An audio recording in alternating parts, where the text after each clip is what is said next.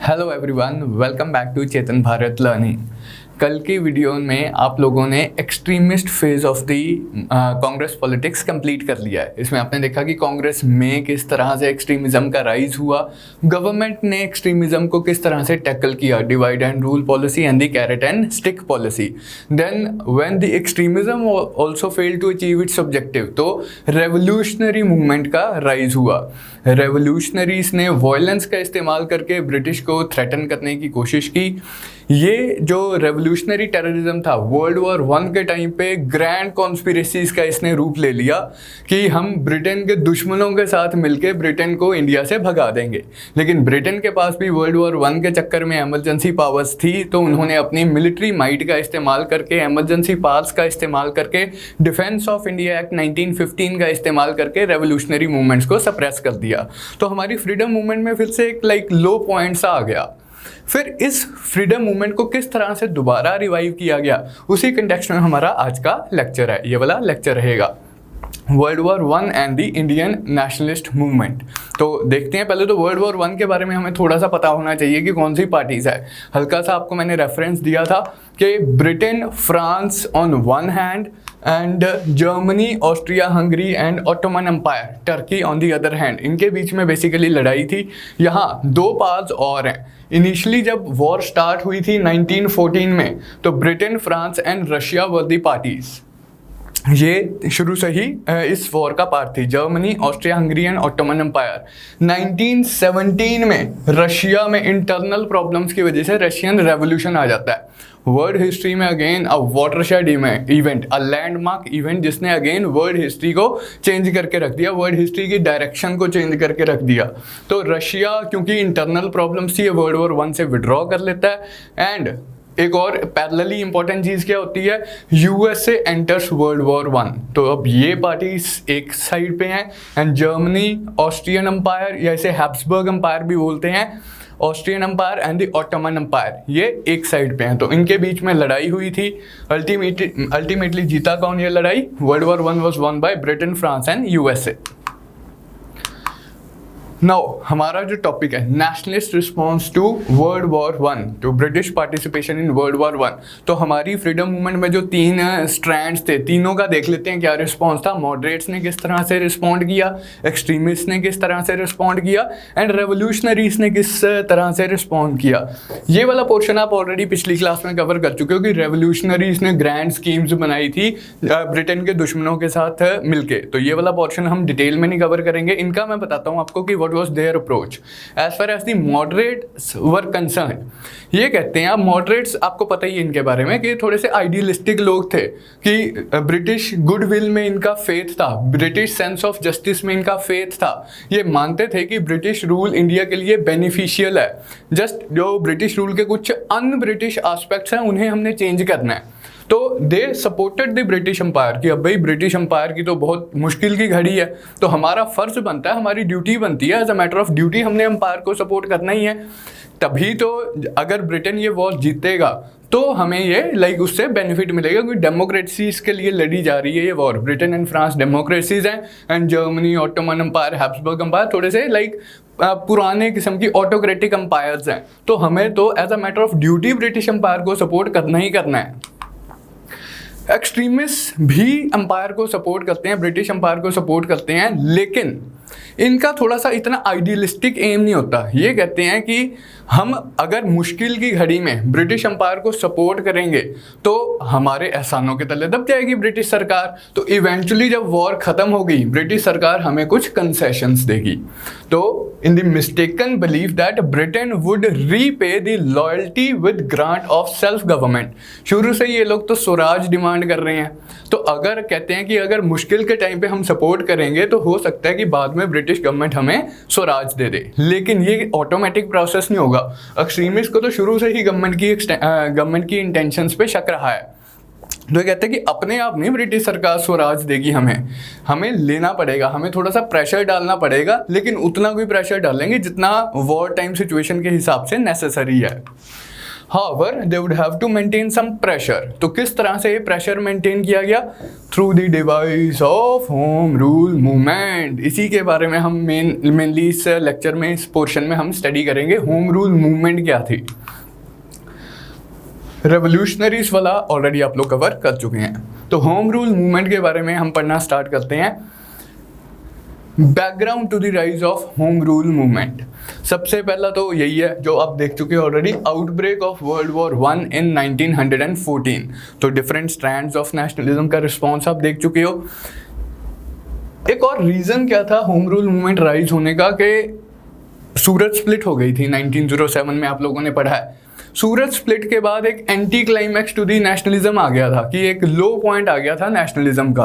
किस तरह से नेशनलिज्म को रिवाइव किया जाए, ये एक बहुत बड़ा क्वेश्चन था। तो इसका आंसर निकला होम रूल मूवमेंट से, कि हम होम रूल मूवमेंट स्टार्ट करते हैं। कौन लोग थे, कैसे स्टार्ट हुई, उस पर आते हैं। फिर वर्ल्ड वॉर 1 की वजह से लोगों में बहुत प्रॉब्लम्स आ रही थी, वॉर टाइम हार्डशिप्स। कभी भी लड़ाई लगती है तो देश का जो सारा सिस्टम है, देश के सारे पैसे हैं, जो मोस्ट ऑफ द मनी है, वो मिलिट्री पर्पसेस के लिए इस्तेमाल होना स्टार्ट हो जाता है। प्रोडक्शन, जो कंजम्पशन वाले गुड्स हैं, कंज्यूमर गुड्स हैं, उनकी प्रोडक्शन कम हो जाती है, मिलिट्री गुड्स की प्रोडक्शन इंक्रीज हो जाती है। तो लोगों के पास कम सामान रह जाता है। जो कम सामान भी होता है उसे भी उसकी भी जमाखोरी सी स्टार्ट हो जाती है, प्राइसेस राइज कर जाते हैं। तो आम लोगों को प्रॉब्लम आती ही है वर्ल्ड वॉर के टाइम पे। तो वॉर टाइम हार्डशिप फेस कर रहे थे इंडिया के लोग। एक और इवेंट क्या हुआ इंपॉर्टेंट, हमने देखा था कि 1908 में सूरत स्प्लिट के बाद तिलक को जेल भेज दिया गया था। 6 साल की सजा हुई थी, बर्मा में मांडले जेल में इन्हें भेज दिया गया था। वो 6 साल खत्म होते हैं 1914 में। तिलक वापस इंडिया आते हैं, ये देखते हैं कि इंडियन नेशनल मूवमेंट तो बिल्कुल ही सोई पड़ी है, बिल्कुल ही सप्रेस हो रखी है, कोई हो ही नहीं रही एक्टिविटी, नेशनलिस्ट एक्टिविटी, ब्रिटिश को कोई अपोज ही नहीं कर रहा। तो ये वापस आके नेशनलिस्ट मूवमेंट की कमान अपने हाथों में लेते हैं एंड धीरे धीरे करके लोगों को फिर से इंस्पायर करना स्टार्ट करते हैं कि हमने ब्रिटिश रूल को अपोज करना है। लेकिन किस फ्रेमवर्क में? अब होम रूल लीग के one of the most important leaders Tilak थे। तो 2 होम रूल लीग्स थी, हम स्टडी करेंगे। एक तिलक द्वारा स्टार्ट की गई थी, एक एनी बेसेंट द्वारा स्टार्ट की गई थी। तो तिलक कहते हैं हमने होम रूल के फ्रेमवर्क में रह के ब्रिटिश को अपोज करना है, क्योंकि लड़ाई चल रही है, हम थोड़ा सा प्रेशर बनाएंगे ब्रिटिश सरकार के ऊपर ताकि वो हमारी डिमांड्स को मान ले। नहीं तो फिर वही बात हो जाएगी कि ब्रिटिश अपनी एमरजेंसी पावर्स का इस्तेमाल करके हमें सप्रेस कर देगी। तो that was the idea of Bal Gangadhar Tilak in starting the Home Rule movement. Tilak's effort to reunite Congress and they were supported by Annie Besant। वही कि तिलक आके देखते हैं कि नेशनलिस्ट मूवमेंट इतनी लो पे क्यों है, क्योंकि कांग्रेस में डिवीजन आ गया था सूरत स्प्लिट के बाद। तो ये एफर्ट्स करते हैं कि किसी ना किसी तरह पहले तो कांग्रेस को रीयूनाइट किया जाए, धीरे धीरे होम रूल के फ्रेमवर्क में कांग्रेस को डायरेक्ट किया जाए। मॉडरेट्स तो उनकी बात सुनने के लिए तैयार नहीं थे। मॉडरेट्स तो कहते थे हमने तो अपने तरीके से कांग्रेस चलानी है, आइडियलिस्टिक तरीके से कांग्रेस चलानी है, ब्रिटिश को सपोर्ट करते हुए कांग्रेस चलानी है। तिलक कहते हैं, तिलक की थोड़ी सी अपनी डिफरेंट आइडियोलॉजी थी, एक्सट्रीमिस्ट विचारधारा थी। तो एक्सट्रीमिस्ट तिलक कहते हैं कि अगर हमने पूरी की पूरी नेशनलिस्ट मूवमेंट को होम रूल, स्वराज की तरफ लेके जाना है, तो पहले तो एक्सट्रीमिस्ट को कांग्रेस में एंट्री दिलानी पड़ेगी। क्योंकि कांग्रेस अगर एज अ यूनाइटेड ऑर्गेनाइजेशन अगर ये डिमांड रखेगी तो ब्रिटिश सरकार को ये डिमांड माननी पड़ेगी। अगर हम एज अ सेपरेट ऑर्गेनाइजेशन अलग होकर रखेंगे तो ब्रिटिश सरकार हमें सप्रेस कर देगी, अरेस्ट कर लेगी, केस कुछ चला देगी। तो he wanted the extremist leaders to rejoin या to reunite with the Congress, mainstream Congress. लेकिन प्रॉब्लम कहाँ थी कि मॉडरेट लीडर्स मान नहीं रहे थे। तो यहाँ आता है रोल एनी बेसेंट का। इस पॉइंट ऑफ टाइम पे Annie Besant was an important leader of Congress. तो ये मॉडरेट लीडर्स को कन्विंस करवाती है। ये ब्रिटिश लेडी थी, इंडिया आके काफ़ी टाइम से इंडिया में रह रही थी एंड इंडिया में इंडियंस के बेनिफिट्स के लिए काम कर रही थी। थियोसॉफिकल सोसाइटी इन्होंने फॉर्म की थी इंडिया में, रिलीजियस रिफॉर्म्स वगैरह के लिए। तो इंडिया में काफ़ी टाइम से रह रही थी एंड रिस्पेक्टेड पर्सन थी ये। तो ये मॉडरेट लीडर्स को कन्विंस करती है कि आप एक्सट्रीमिस्ट को दोबारा रीयूनाइट कर लो कांग्रेस में, तभी नेशनलिस्ट मूवमेंट हमारी कुछ आगे जा सकती है। तो that was the background to the rise of home rule movement. Annie Besant के बारे में थोड़ा सा देख लेते हैं कि She was the supporter of free thought, socialism and theosophy. Social religious reform movements में इनका contribution था. Otherwise ये liberty को support कर रही थी, free thought को support कर रही थी, socialistic ideas को support कर रही थी. She had come to India in 1893 to work for the Theosophical Society. ये उसके बहुत इंपॉर्टेंट मेंबर थी. Theosophical Society social religious reform के कंटेक्स्ट में हम पढ़ेंगे इसे इवेंचुअली. ये वो जो होते हैं ना कि अंदर इंट्यूशन लगा ली, मेडिटेशन कर ली एंड देन भगवान की प्राप्ति हो गई, इस तरह की जो विचारधारा होती है वेस्टर्न सिविलाइजेशंस में, उससे ये बिलोंग करती थी. आद्यार में, मद्रास के पास जगह आद्यार में, यहाँ इसका हेडक्वार्टर था. तो एनी बेसेंट काफ़ी टाइम से ऑलरेडी इंडिया में थी and she had started taking part in the politics of India also. Gradually she expanded into the political activities and joined Indian National Congress. Indian National Congress के first women president भी बनेंगी, आएंगे उस पर. Newspapers दो इनके इंपॉर्टेंट है, new India and Commonwealth. तो जैसे मैंने आपको लास्ट क्लास में भी बताया था, एक्सट्रीमिस्ट वाले लीडर्स जहां हमने किए थे, all the newspapers, all the books that are written by the important personalities of Indian history, ये हमारे एग्जाम पॉइंट ऑफ व्यू से काफ़ी इंपॉर्टेंट रहता है. एनी बेसेंट एंड तिलक किस तरह से नेशनलिस्ट मूवमेंट को मोल्ड करते हैं होम रूल की डायरेक्शन में, उस पर हम वापस आते हैं. To gain readmission, Tilak assured loyalty to the government and proclaim that the reform of the government governing structure on the lines of Irish home rule league and not the overthrow of the government was his aim. सरकार भी and moderates भी दोनों काफ़ी concerned थे कि तिलक आके दोबारा से नेशनलिस्ट मूवमेंट को एक्सट्रीमिस्ट डायरेक्शन में ना ले जाए.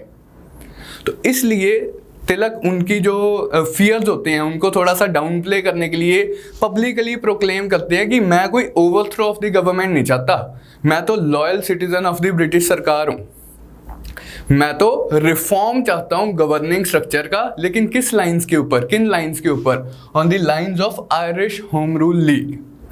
आयरलैंड में, मतलब इस पॉइंट ऑफ टाइम पे Ireland was under the control of Britain. Ireland में, लेकिन आयरलैंड के कुछ लोग ब्रिटिश रूल से खुश नहीं थे, तो वो वहाँ अपनी एक इंडिपेंडेंस मूवमेंट चल रही थी. वहाँ प्रॉपर कंप्लीट इंडिपेंडेंस की मूवमेंट नहीं थी. ज़्यादातर लोग जो थे आयरलैंड में होम रूल की डिमांड कर रहे थे.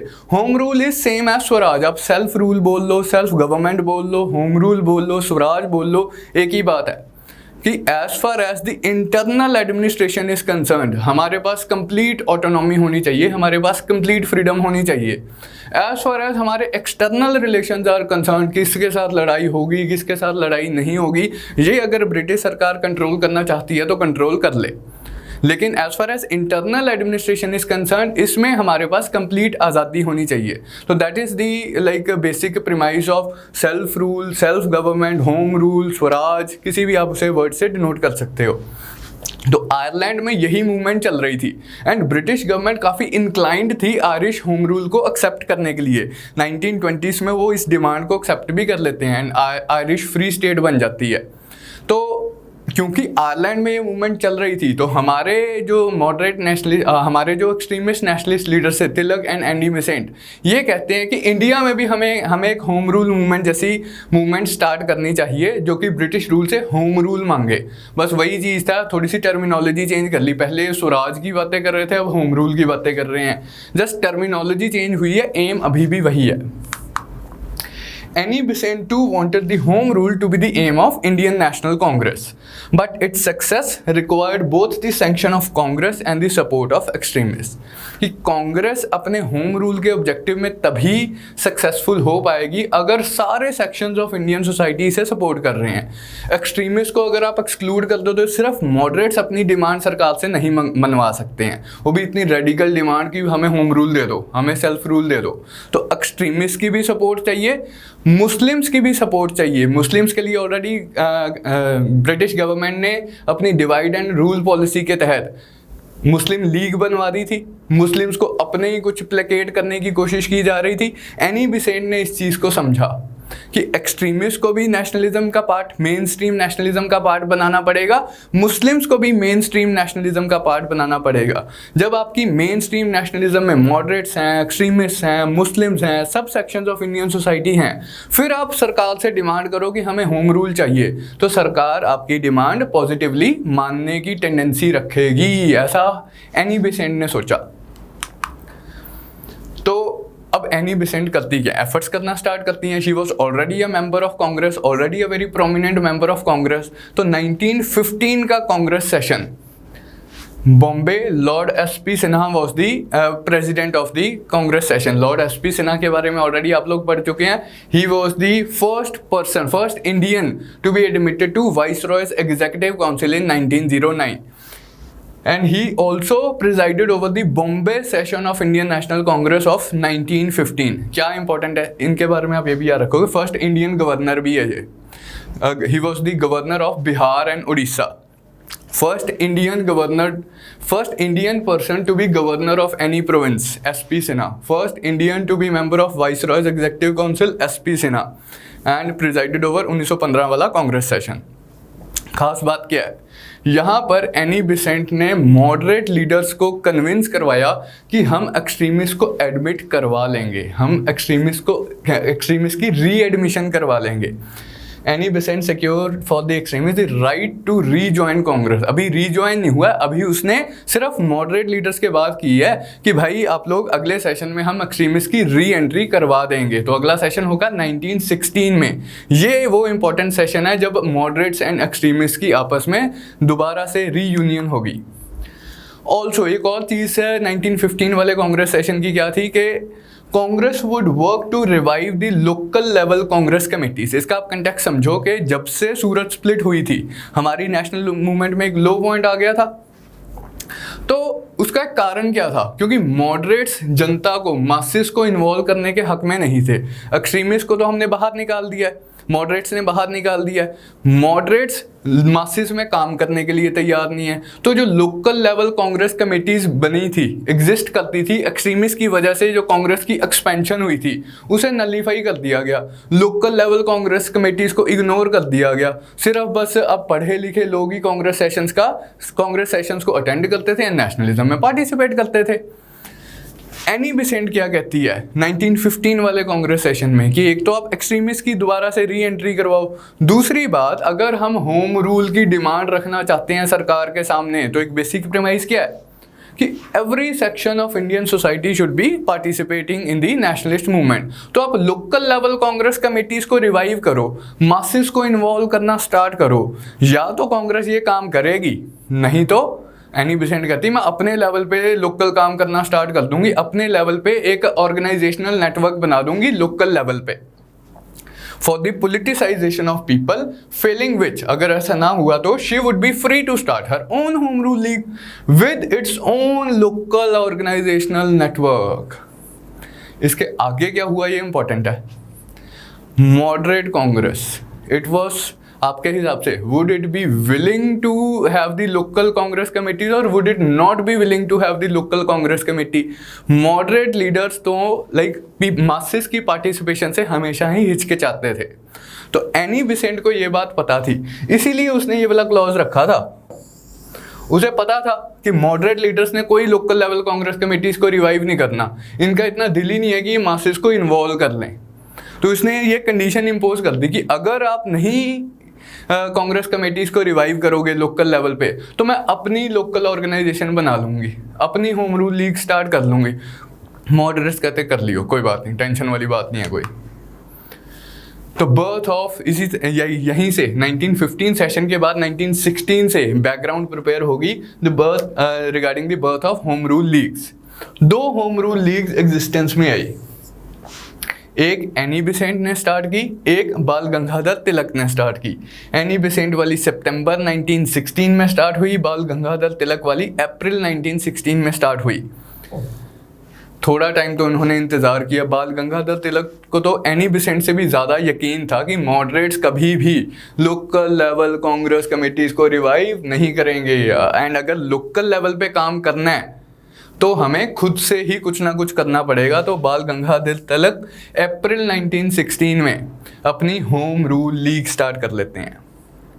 एनी बेसेंट थोड़ा सा वेट करती है, वो सितंबर में उसकी भी बस हो जाती है। यार कांग्रेस लोकल कमेटीज तो रिवाइव ही नहीं हो रही हैं, तो अपनी होम रूल लीग ये स्टार्ट कर लेते हैं सितंबर 1916 में। अब आपके दिमाग में क्वेश्चन आ रहा होगा कि 2 होम रूल लीग्स क्यों स्टार्ट की, ये एक ही होम रूल लीग क्यों नहीं बना ली इन्होंने। इसका बाल गंगाधर तिलक खुद ही एक्सप्लेनेशन देते हैं कि हमने 2 होम रूल लीग्स इसलिए बनाई हैं क्योंकि कुछ मेरे फॉलोअर्स हैं, कुछ मेरे शागिर्द हैं, कुछ मेरे स्टूडेंट्स हैं जो एनी बेसेंट को पसंद नहीं करते हैं पर्सनली। एनी बेसेंट के कुछ फॉलोअर्स हैं जो मुझे पसंद नहीं करते हैं पर्सनली। अब अगर हम एक ऑर्गेनाइजेशन बना लेंगे तो मेरे फॉलोअर्स को उससे प्रॉब्लम रहेगी, उसके फॉलोअर्स को मेरे से प्रॉब्लम रहेगी। हालांकि मुझे पर्सनली एनी बेसेंट से कोई प्रॉब्लम नहीं है, एनी बेसेंट को पर्सनली मेरे से कोई प्रॉब्लम नहीं है, हम दोनों में अच्छे रिलेशंस हैं, लेकिन हमारे फॉलोअर्स हमें पसंद नहीं करते हैं, मतलब क्रॉस पसंद नहीं करते हैं। मेरे फॉलोअर्स उसे पसंद नहीं करते, उसके फॉलोअर्स मुझे पसंद नहीं करते हैं। तो हम ये झंझट ही खत्म करते हैं। मेरे क्योंकि एनी बेसेंट के साथ अच्छे पॉलिटिकल रिलेशंस हैं, तो हम आपस में अंडरस्टैंडिंग कर लेते हैं कि भाई इस एरिया में तुम ऑपरेट करो, इस एरिया में हम ऑपरेट करेंगे। तो 2 होम रूल लीग्स बना लेते हैं। Friction between the followers of Tilak and Annie Besant. How the leagues avoided friction, आपको बताया मैंने कि एरिया डिमार्केट कर लिया by demarcating the area of activity. जो तिलक्स लीग थी, इट वाज एक्टिव इन, अब ये आप याद रखना, Tilak's league was active in Maharashtra, Karnataka, Central Provinces and Berar. ये मध्य प्रदेश वाला एरिया सा है, महाराष्ट्र, लेकिन महाराष्ट्र में excluding Bombay. Bombay Annie Besant की लीग के पास था। Maharashtra excluding Bombay, Karnataka, Central Provinces and Berar. बाकी जितना इंडिया बचा वो एनी बेसेंट के कंट्रोल में था। तो इस तरह से 2 होम रूल लीग्स एग्जिस्टेंस में आई। इस तरह से उन्होंने इंडिया में अपनी एरिया ऑफ एक्टिविटी डिफरेंशिएट कर ली। दोनों लीग्स में डिफरेंस क्या था, ये इतना बड़ा लंबा चौड़ा पढ़ने की ज़रूरत नहीं है। दोनों लीग्स की ऑर्गेनाइजेशन में एक डिफरेंस था। तिलक की लीग थोड़ी सी सेंट्रली कंट्रोल थी। बाल गंगाधर तिलक थोड़ा सा अपनी ऑर्गेनाइजेशन को उसका कंट्रोल अपने हाथों में रखना चाहते थे। तो उसकी सिर्फ 6 ब्रांचेस ही थी टोटल पूरे, मतलब ये जो एरिया हमने किया है, महाराष्ट्र, कर्नाटका, सेंट्रल प्रोविंसेस, बेरार, इतने बड़े एरिया में सिर्फ 6 ब्रांचेस थी तिलक की लीग की। लेकिन वही 6 ब्रांचेस इंटेंसिव एक्टिविटी कर रही थी। जो एनी बेसेंट की लीग थी वो थोड़ी सी लूजली ऑर्गेनाइज थी। वो लोगों को अपने लेवल पे इनिशिएटिव्स लेने के लिए इनकरेज करती थी। इसका क्या था कि कोई 3 बंदे अपनी लीग बना सकते हैं, लोकल लीग बना सकते हैं। मैं, मेरा फ्रेंड और मेरा एक और फ्रेंड, हम तीनों को लगता है कि हम होम रूल के ऑब्जेक्टिव के लिए काम करना चाहते हैं। तो मोहल्ले में हमने अपनी होम रूल लीग बना ली। एनी बेसेंट को कोई प्रॉब्लम नहीं थी। तो क्योंकि इतना लूज स्ट्रक्चर था तो इसकी तो मोर देन 200 ब्रांचेस थी। More than 200 branches local level पे काम कर रही थी एनी बेसेंट की। तो कहने का मतलब ये कि दोनों अपने अपने तरीके से काम कर रहे थे, अपने अपने तरीके से अपने फॉलोअर्स को लीड कर रहे थे। ऑब्जेक्टिव दोनों का सेम था कि होम रूल अचीव करना है हमने इंडिया के लिए।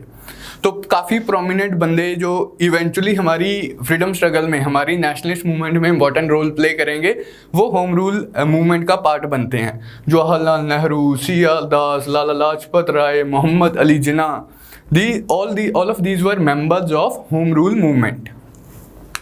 नेक्स्ट इंपॉर्टेंट क्या है कि ये किस तरह से होम रूल का ऑब्जेक्टिव अचीव करना इनका एम था, किस तरह से, what would be the methods that we would be adopting. इसके लिए हमारा एम है एक तो पॉलिटिकली एजुकेट करना है इंडियंस को, ताकि उन्हें पता हो कि ये होम रूल होता क्या है, किस चीज़ की हम डिमांड कर रहे हैं। कैसे करेंगे? By discussions, public meetings, lectures organise करेंगे, सोशल वर्क ऑर्गेनाइज करेंगे। तो इन तरीक़ों से कि कोई हमने सेमिनार रख दिया तो उसमें लोगों को इनवाइट कर लिया, स्पीचेस दी गई, लोगों को समझाया गया भाई इस तरह से हमने एक होम रूल नाम की चीज़ होती है, हमें इंटरनल ऑटोनॉमी चाहिए, एक्सटर्नली अगर ब्रिटिश एम्पायर हमारे रिलेशंस को कंट्रोल कर रहा है हमें उससे कोई प्रॉब्लम नहीं है। तो political education of the masses, ये इसका मेन एम था होम रूल मूवमेंट का। 1916 लखनऊ सेशन, जैसा कि मैंने आपको बताया, very important session of the Indian National Congress. Home rule leagues already start हो चुकी हैं। अप्रैल 1916 में तिलक की, सितंबर 1916 में एनी बेसेंट की। सेशन हमेशा दिसंबर में होता है, जो annual session of the Congress है हमेशा दिसंबर में होता है। 1916 Lucknow session of Indian National Congress, इसके प्रेसिडेंट थे moderate leader AC Majumdar, Ambikacharan Majumdar. Extremist led by Tilak, सबसे इसकी इंपॉर्टेंट दो हाइलाइट्स हैं इस सेशन की। एक तो extremist they were welcomed back into the Congress, extremist led bye बाल गंगाधर तिलक। दूसरी इसकी इंपॉर्टेंट खास बात क्या है, now that Tilak and the other extremist are part of the Congress, Annie Besant is an important leader of the Congress. Mohammad Ali Jinnah जो कि Muslim League के उस पॉइंट ऑफ टाइम पे इंपॉर्टेंट लीडर थे एंड होम रूल मूवमेंट के भी ये member थे। इन तीनों के एफर्ट्स के द्वारा कांग्रेस एंड मुस्लिम लीग के बीच में एक अंडरस्टैंडिंग डेवलप की गई। वो जो ब्रिटिश ने अपनी डिवाइड एंड रूल वाली पॉलिसी इंट्रोड्यूस की थी कि हम मुस्लिम्स को अलग कर देते हैं मेन स्ट्रीम नेशनलिज्म से, एनी बेसेंट को पता था कि जब तक मुस्लिम सेपरेट रहेंगे तब तक हमारी होम रूल वाली डिमांड ब्रिटिश सरकार मानेगी नहीं। तो इन्होंने एफर्ट्स किए, Tilak, Annie Besant and Mohammad Ali Jinnah, इनके एफर्ट से कांग्रेस एंड मुस्लिम लीग को भी दोबारा से रीयूनाइट करने की कोशिश की गई। इसी चीज़ को हम बोलते हैं लखनऊ पैक्ट। लखनऊ पैक्ट में क्या हुआ, मेन मतलब पॉइंट ऑफ डिफरेंस क्या था कि 1909 के गवर्नमेंट ऑफ इंडिया एक्ट या इंडियन काउंसिल्स एक्ट ऑफ 1909, जिसे मिंटो मोर्ले रिफॉर्म्स भी बोलते हैं, वहाँ सेपरेट इलेक्टोरेट्स इंट्रोड्यूस हुए थे कि मुस्लिम्स का एक अपना इलेक्टोरेट होगा, अपने रिप्रेजेंटेटिव्स होंगे। कांग्रेस इस बात से बहुत परेशान थी कि आपने हमारी नेशनलिस्ट मूवमेंट को डिवाइड कर दिया by this device of separate electorates. तो यहाँ इस सेपरेट इलेक्टोरेट्स वाले पॉइंट पे अंडरस्टैंडिंग अचीव हुई between Muslim League and Indian National Congress. Indian National Congress accepted the idea of separate electorates. चलो ठीक है यार, अब सेपरेट इलेक्टोरेट्स आ गए हैं, ब्रिटिश ने इंट्रोड्यूस कर दिए हैं, हम मानते हैं, हम ज़्यादा मुद्दा नहीं बनाएंगे इस बात का। लेकिन Indian National Congress and Muslim league, अब सरकार मतलब now onwards 1916 onwards Muslim League and Indian National Congress joint demand पेश करेगी ब्रिटिश सरकार के सामने।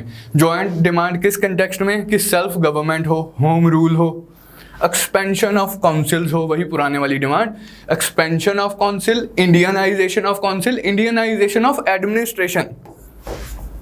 हम ये जॉइंट डिमांड्स पेश करेंगे ब्रिटिश सरकार को ताकि इंटरनली हमारे मैटर्स हम खुद डिसाइड करें, ना कि ब्रिटिश सरकार। So this is known as the Lucknow Pact. Now we come to the work of the Home Rule movements and how the government responded to all these activities that were taking place. ये हमारा एक general सा approach रहेगा जब हम nationalist movement को study करेंगे कि नेशनलिस्ट ने क्या किया, गवर्नमेंट ने किस तरह से उस चीज़ को अप्रोच किया, उस चीज़ को रिस्पॉन्ड किया।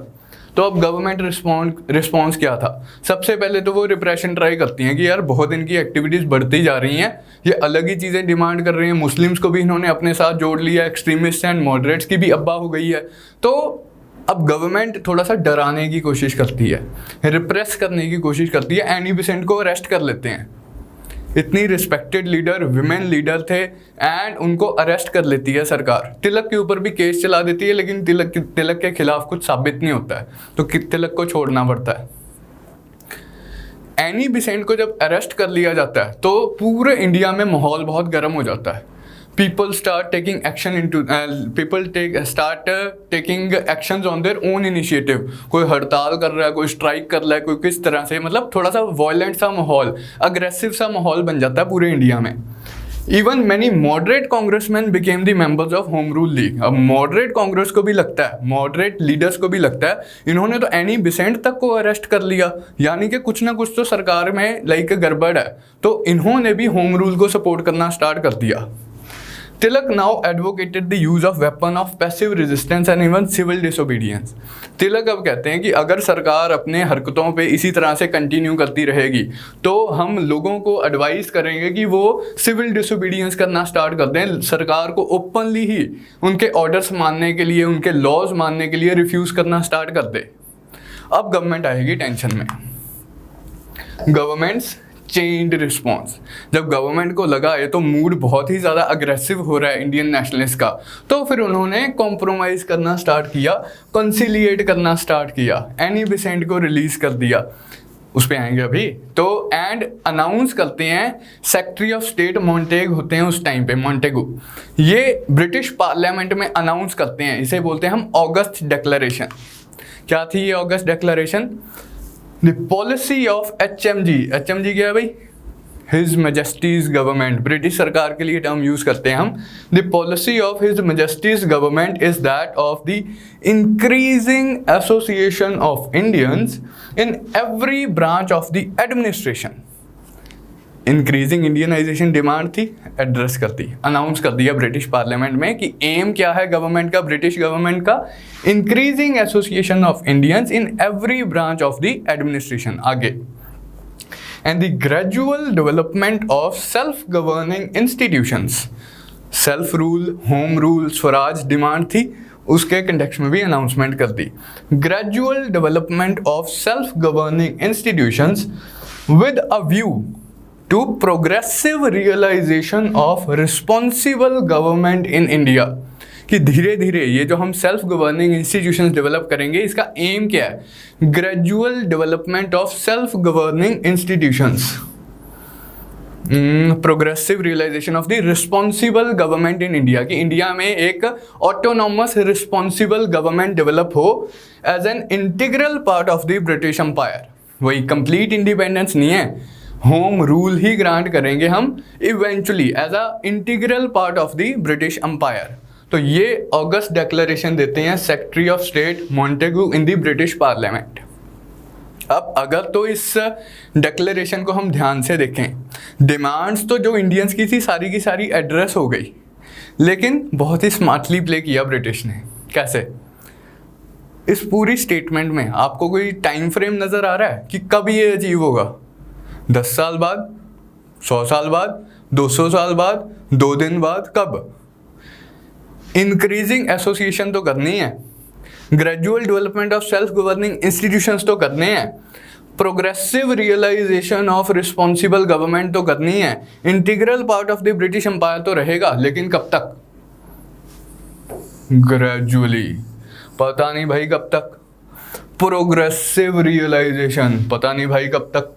तो कोई टाइम फ्रेम नहीं दिया। बहुत स्मार्ट क्यों था ये? अपना फिर से वो डिवाइड एंड रूल पॉलिसी अपनाना चाहते हैं। ये कहते हैं कि जो तो मॉडरेट लीडर्स हैं वो तो इस अनाउंसमेंट से खुश हो जाएंगे कि हाँ भाई ब्रिटिश ने हमारी डिमांड मान ली, वाह भाई वाह, हमें स्वराज देने के लिए भी तैयार हैं, रिस्पॉन्सिबल गवर्नमेंट देने के लिए भी तैयार हैं, होम रूल देने के लिए भी तैयार हैं, हमारा एम्स एंड ऑब्जेक्टिव्स अचीव हो गए, अब हम आराम से शांति से बैठ जाते हैं। एक्सट्रीमिस्ट क्या बोलेंगे? भाई टाइम तो बताओ, कब तक दोगे ये? टाइम तुमने बताया नहीं, रिफॉर्म तुम कोई इंट्रोड्यूस कर नहीं रहे हो, कैसे मान लें कि आप ये चीज़ करने के लिए तैयार हो? हम नहीं मान रहे। तो एक्सट्रीमिस्ट एक अलग कोर्स ऑफ एक्शन अडॉप्ट करेंगे, मॉडरेट्स एक अलग कोर्स ऑफ एक्शन अडॉप्ट करेंगे, दोनों में फिर से डिवाइड आ जाएगा, तो हमारी पॉलिसी सक्सेसफुल हो जाएगी। तो ये थी लाइक गवर्नमेंट्स चेंज रिस्पॉन्स, कंसिलिएट करने की कोशिश करते हैं, लेकिन कंसिलिएशन हमेशा वो कैरेट एंड स्टिक पॉलिसी के तहत मॉडरेट्स की ही कर रहे हैं। एक्सट्रीमिस्ट अभी भी नाखुश हैं क्योंकि सरकार ने टाइम फ्रेम तो दिया ही नहीं। तो ये चीज़ें तो एक फोका सा प्रॉमिस दे दिया, इससे क्या अचीव होगा? और क्या चीज़ें की कंसिलिएट करने के लिए तो एनी बेसेंट को रिलीज़ किया, जैसे कि मैंने पहले बताया। Now when Annie Besant was released from the prison, she was at the height of her popularity in India. तो अगले जो इसी साल जो दिसंबर में सेशन होना था अगला 1917 कांग्रेस सेशन, उसकी ये प्रेसिडेंट बनती हैं। She was the first women president of the Indian National Congress in 1917। एक फैक्चुअल इन्फॉर्मेशन आप और याद रखेंगे, first Indian women president of Indian National Congress कौन है? बताओ भाई। First Indian women president of Indian National Congress and कब बने थे? सरोजनी नायडू 1925 वाले सेशन के प्रेसिडेंट थे। तो any Besant and Sarojini Naidu का आप नाम याद रखेंगे। Moderates were pacified by the promise of reforms and Besant's release. Nationalists in general were divided over the question of acceptance of reforms. वही मैंने आपको बताया कि नेशनलिस्ट में एक दुविधा थी कि हम इन रिफॉर्म्स को एक्सेप्ट करें या रिजेक्ट करें, हम ब्रिटिश के प्रॉमिस को मान ले या ब्रिटिश के प्रॉमिस को ना मानते हुए उनकी एक ट्रिक समझ के इसको अपोज करते रहें। तो नेशनलिस्ट मूवमेंट में फिर एक लो पॉइंट आ गया कि डिवीजन ऑफ रैंक्स हो गया। वही चीज़ जो अवॉइड करने की कोशिश की थी एनी बेसेंट ने कि सारी एक कंबाइंड नेशनल मूवमेंट बन जाए जो ब्रिटिश के सामने अपनी डिमांड रखे, उस चीज़ में फिर एक डिवीजन आ गया। अचीवमेंट्स क्या थी होम रूल लीग की? सबसे पहले तो मासेस में, लोगों में जाके लोकल लेवल पे इसने होम रूल का आइडिया पॉपुलराइज करवाया, स्वराज का आइडिया पॉपुलराइज करवाया। अब हम वर्ड स्वराज नहीं यूज कर रहे हैं, होम रूल कर रहे हैं, एक ही बात है। Politicising the masses and involving them in the political action, ये इसका इंपॉर्टेंट कंट्रीब्यूशन था। अब लोग, वही जब एनी बेसेंट को अरेस्ट किया था तो लोग काफ़ी अग्रेसिव हो गए थे। Involvement of masses in the political action, ये इसने एक चीज़ नहीं अचीव की। फिर ऑल इंडिया ऑर्गेनाइजेशन प्रोवाइड की इसने, जो एनी बेसेंट की लीग है, तिलक की लीग है, लोकल लेवल पे जाके काम कर रही है, लोगों को इन्वॉल्व कर रही है। तो ये एक बहुत बड़ा इसका कंट्रीब्यूशन था in the Indian national movement. ये बहुत बड़ा कंट्रीब्यूशन क्यों था? अगर तो मॉडरेट कांग्रेस अपने पहले वाले तौर तरीकों से चलती रहती तो लोगों में लाइक ये आइडिया ही नहीं पहुंचना था, मासिस की पॉलिटिसाइजेशन ही नहीं होनी थी। एंड महात्मा गांधी जब आके अपनी नॉन कोऑपरेशन मूवमेंट स्टार्ट करेंगे, why it succeeded to the extent that it succeeded, इतनी ज़्यादा पॉपुलर क्यों हुई नॉन कोऑपरेशन मूवमेंट? क्योंकि होम रूल ने उसकी एक ऑर्गेनाइजेशनल उसका बैकग्राउंड क्रिएट कर दी थी।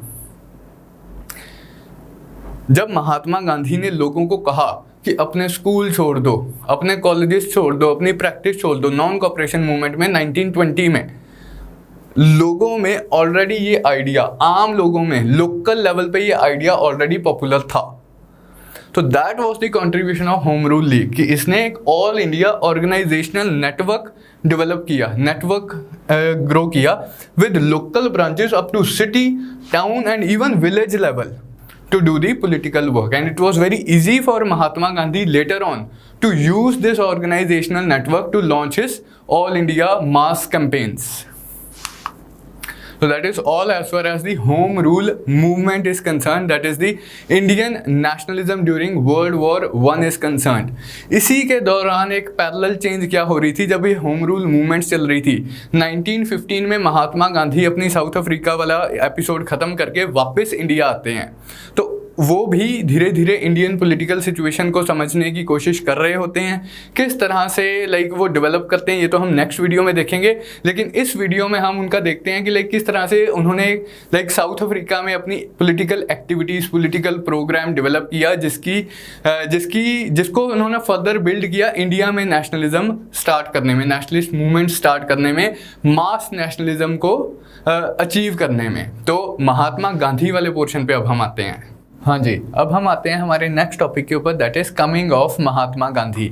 इस टॉपिक में हम दो सब टॉपिक्स कवर करेंगे। एक तो गांधी जी ने इंडिया आने से पहले 1915 में वो इंडिया वापस आते हैं, उससे पहले उन्होंने साउथ अफ्रीका में क्या काम किया, किस तरह से उनके साउथ अफ्रीका वाला जो स्टे है उसने उनकी पॉलिटिकल आइडियोलॉजी को डेवलप किया एंड वही मेथड्स उन्होंने बाद में आके इंडिया में अप्लाई किए। तो साउथ अफ्रीका वाला पीरियड हम स्टडी करेंगे। एक वही उनकी टेक्निक्स क्या थी, उनका वर्क क्या थे, क्या इन्फ्लुएंसेस थे उनके ऊपर, किस तरह से उनकी पॉलिटिकल आइडियोलॉजी, पॉलिटिकल मेथडोलॉजी, जो मेथड्स उन्होंने इंडियन फ्रीडम स्ट्रगल में इवेंचुअली यूज़ किए वो किस तरह से डेवलप हुए, क्यों डेवलप हुए, वो पोर्शन हम कवर करेंगे। तो ये गांधी जी का इंडिया आने से पहले जो डेवलपमेंट्स हुई हैं उनकी लाइफ में, उन चीज़ों को हम इस पोर्शन में कवर करेंगे। फिर नेक्स्ट वीडियो से हम प्रॉपर नेशनलिस्ट मूवमेंट स्टार्ट कर देंगे कि गांधी जी के आने के बाद नेशनलिस्ट मूवमेंट में क्या चेंजेस आए, क्या डिफरेंट मूवमेंट्स आए, क्या डिफरेंट इवेंट्स हुए। तो पहले तो some personal info. He was born on 2 October 1869। Gandhi Jayanti आप सेलिब्रेट करते हो, पोरबंदर में इनका जन्म हुआ था। हिज फादर वॉज द दीवान यानी कि prime minister of a princely state of Rajkot. Gujarat में ही एक प्रिंसली स्टेट थी राजकोट, उसके ये प्राइम मिनिस्टर थे इसके फादर। इंडिया में स्कूल एजुकेशन के बाद he goes to England to study law. तो वहाँ पर ये वकालत स्टडी करते हैं एंड बैरिस्टर एट लॉयर बन जाते हैं। वापस इंडिया आते हैं। इंडिया आ गए लेकिन कोई ज़्यादा सक्सेसफुल प्रैक्टिस नहीं इस्टेब्लिश कर पाते। तब इनके एक नोन होते हैं साउथ अफ्रीका में, उन्हें कुछ प्रॉब्लम हो जाती है, कुछ लीगल केस होता है, वहाँ पे वो फंसे होते हैं। तो वो रिक्वेस्ट करते हैं कि गांधी जी आप वहाँ आ जाओ, साउथ अफ्रीका आ जाओ एंड मुझे मेरे लीगल केस में हेल्प करो। In 1893 he move to South Africa to provide legal help to an Indian merchant there. Dada Abdullah थे, उनको प्रॉब्लम थी, उनकी हेल्प करने के लिए साउथ अफ्रीका जाते हैं 1893 में। तो 1893 से 1914 ये साउथ अफ्रीका रहते हैं, 1915 में ये इंडिया वापस आते हैं। अब आपके मन में सवाल होगा कि इंडियंस साउथ अफ्रीका में क्या कर रहे थे।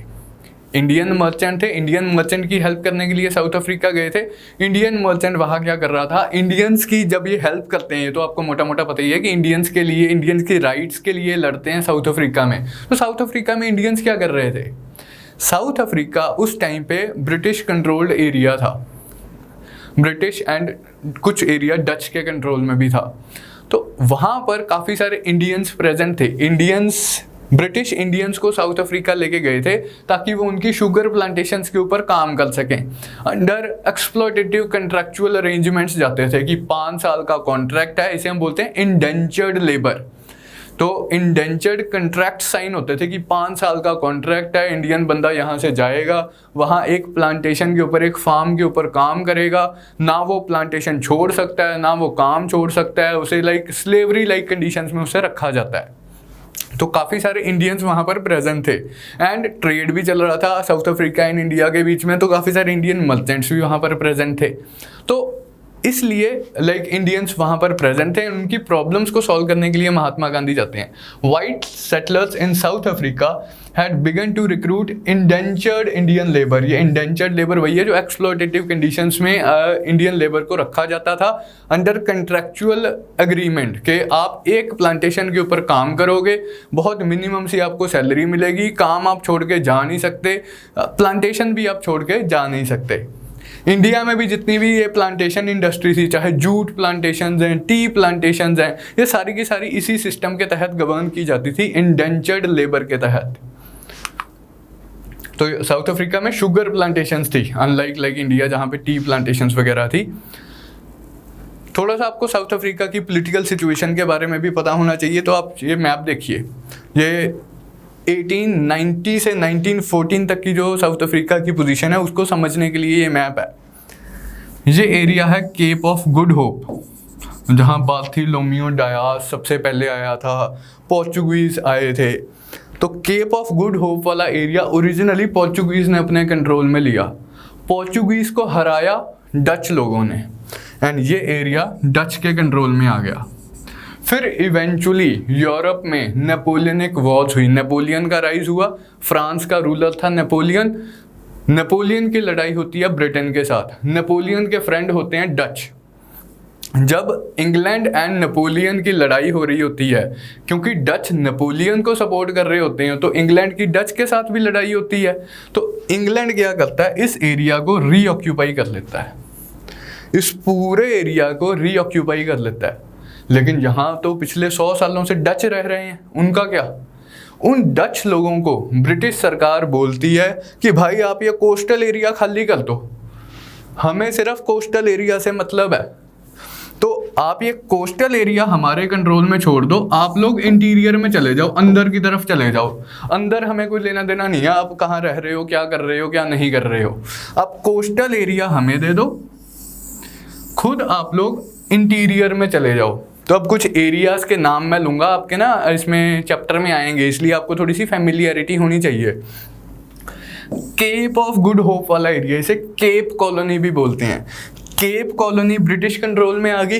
ये एरिया आपको नटाल, ये एरिया ब्रिटिश कंट्रोल में आ गया। तो पूरा कोस्टल एरिया ब्रिटिश कंट्रोल में आ गया है।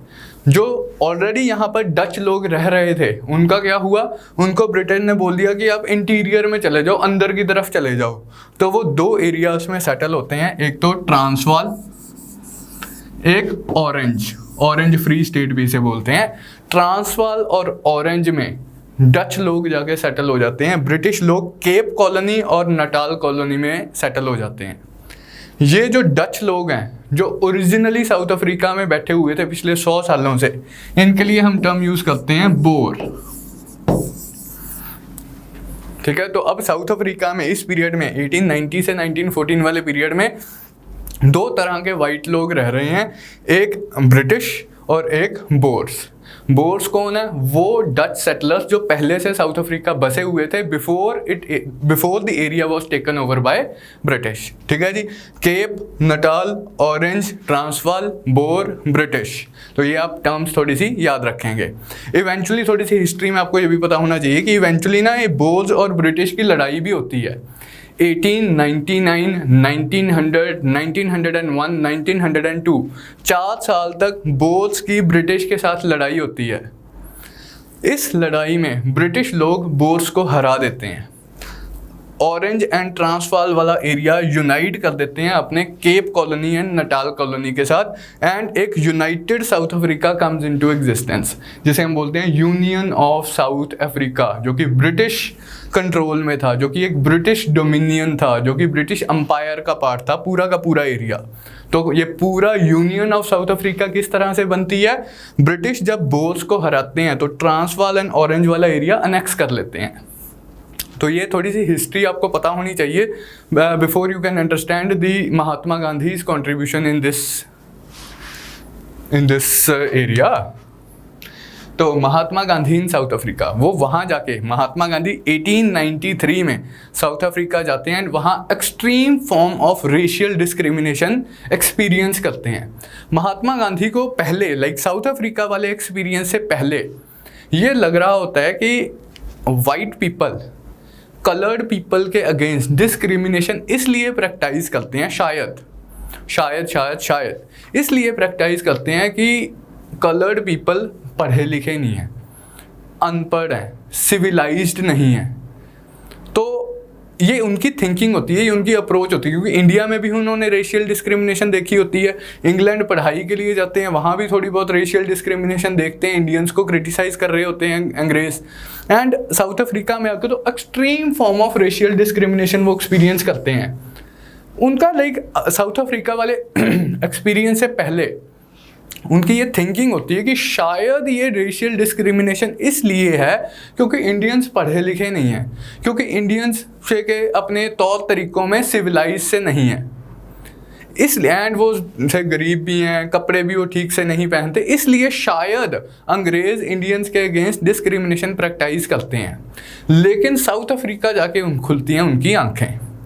अब महात्मा गांधी अपने आप को इंग्लिश, मतलब सच भी था, वो इंग्लिश एजुकेटेड लॉयर थे, इंग्लैंड एजुकेटेड लॉयर थे, सिविलाइज थे, कपड़े उनका पहनावा भी बिल्कुल मॉडर्न था, लैंग्वेज जो उनकी भाषा थी वो भी वो फ्लुएंटली इंग्लिश बोलते थे। तो स्टिल साउथ अफ्रीका में उनका एक्सपीरियंस क्या था कि उनके अगेंस्ट डिस्क्रिमिनेशन प्रैक्टिस की जा रही है।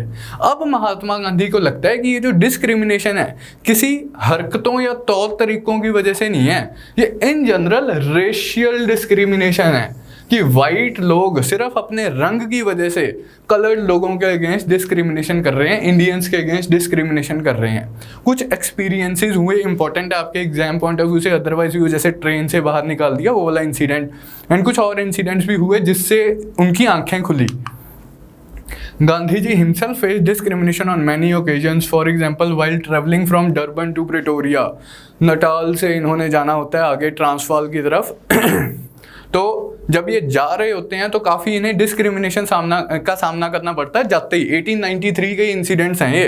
He was kicked out of the first class apartment in the first class bogie of the train eight Peter Maritzburg station. ये स्टेशन का आप नाम याद रखोगे, पीटर मैरिट्सबर्ग। यहाँ पर ये गांधी जी क्या करते हैं, फर्स्ट क्लास टिकट खरीद लेते हैं। पहले तो टिकट देने वाला इन्हें टिकट देने को तैयार नहीं होता, ये इंसिस्ट करते हैं कि यार मैं पैसे दे रहा हूँ, तू मेरे को फर्स्ट क्लास टिकट क्यों नहीं दे रहा। तो वो कहता है कि ले ले खसमानू खा, तो टिकट दे देते हैं, ये फर्स्ट क्लास अपार्टमेंट में चढ़ जाते हैं। अब टिकट चेक कर आता है एंड बाकी बंदे भी वाइट सेटलर्स बैठे होते हैं फर्स्ट क्लास उसमें बोगी में, तो टिकट चेकर उन्हें बोलता है कि तू इधर फर्स्ट क्लास में कैसे आ गया। गांधी जी कहते हैं कि यार मेरे पास टिकट है फर्स्ट क्लास की। यार टिकट कोई नहीं, तेरे को पता नहीं कि this bogie is reserved for the white settlers only. ये कहता है कि मेरे को तो ऐसा नहीं पता था कि जिसके पास फर्स्ट क्लास टिकट है वो फर्स्ट क्लास वाले डब्बे में बैठेगा। आपको प्रॉब्लम क्या मेरे से? कह रहे ज़्यादा बकवास करने की जरूरत नहीं है, अगला स्टेशन आएगा, अपना बोरिया बिस्तरा उठा और पहुंच जा। गांधी जी कहते हैं मैं नहीं जाता। तो he was kicked out of first class apartment, first class bogie of the train eight Peter Maritzburg station. ये स्टेशन का नाम याद रखना भाई, एग्जाम पॉइंट ऑफ व्यू से इंपॉर्टेंट है। He had to sit in the driver's box instead of passenger compartment while traveling in a coach। वो पुराने ज़माने की वो बग्गियाँ सी नहीं होती थी जो हॉर्स ड्रिवन कार्स वगैरह होते थे एंड पीछे बग्गी लगी होती थी। अब उन्होंने टिकट बुक करवाई कि कोच ले लेता हूँ मैं place A to place B जाने के लिए। अब जैसे ही वो बग्गी में बैठते हैं, वाइट सेटलर्स, वाइट जो पीपल होते हैं जो साथ में उनके को पैसेंजर्स होते हैं, वो ऑफेंड हो जाते हैं कि ये इंडियन कैसे हमारे साथ बैठ रहा है।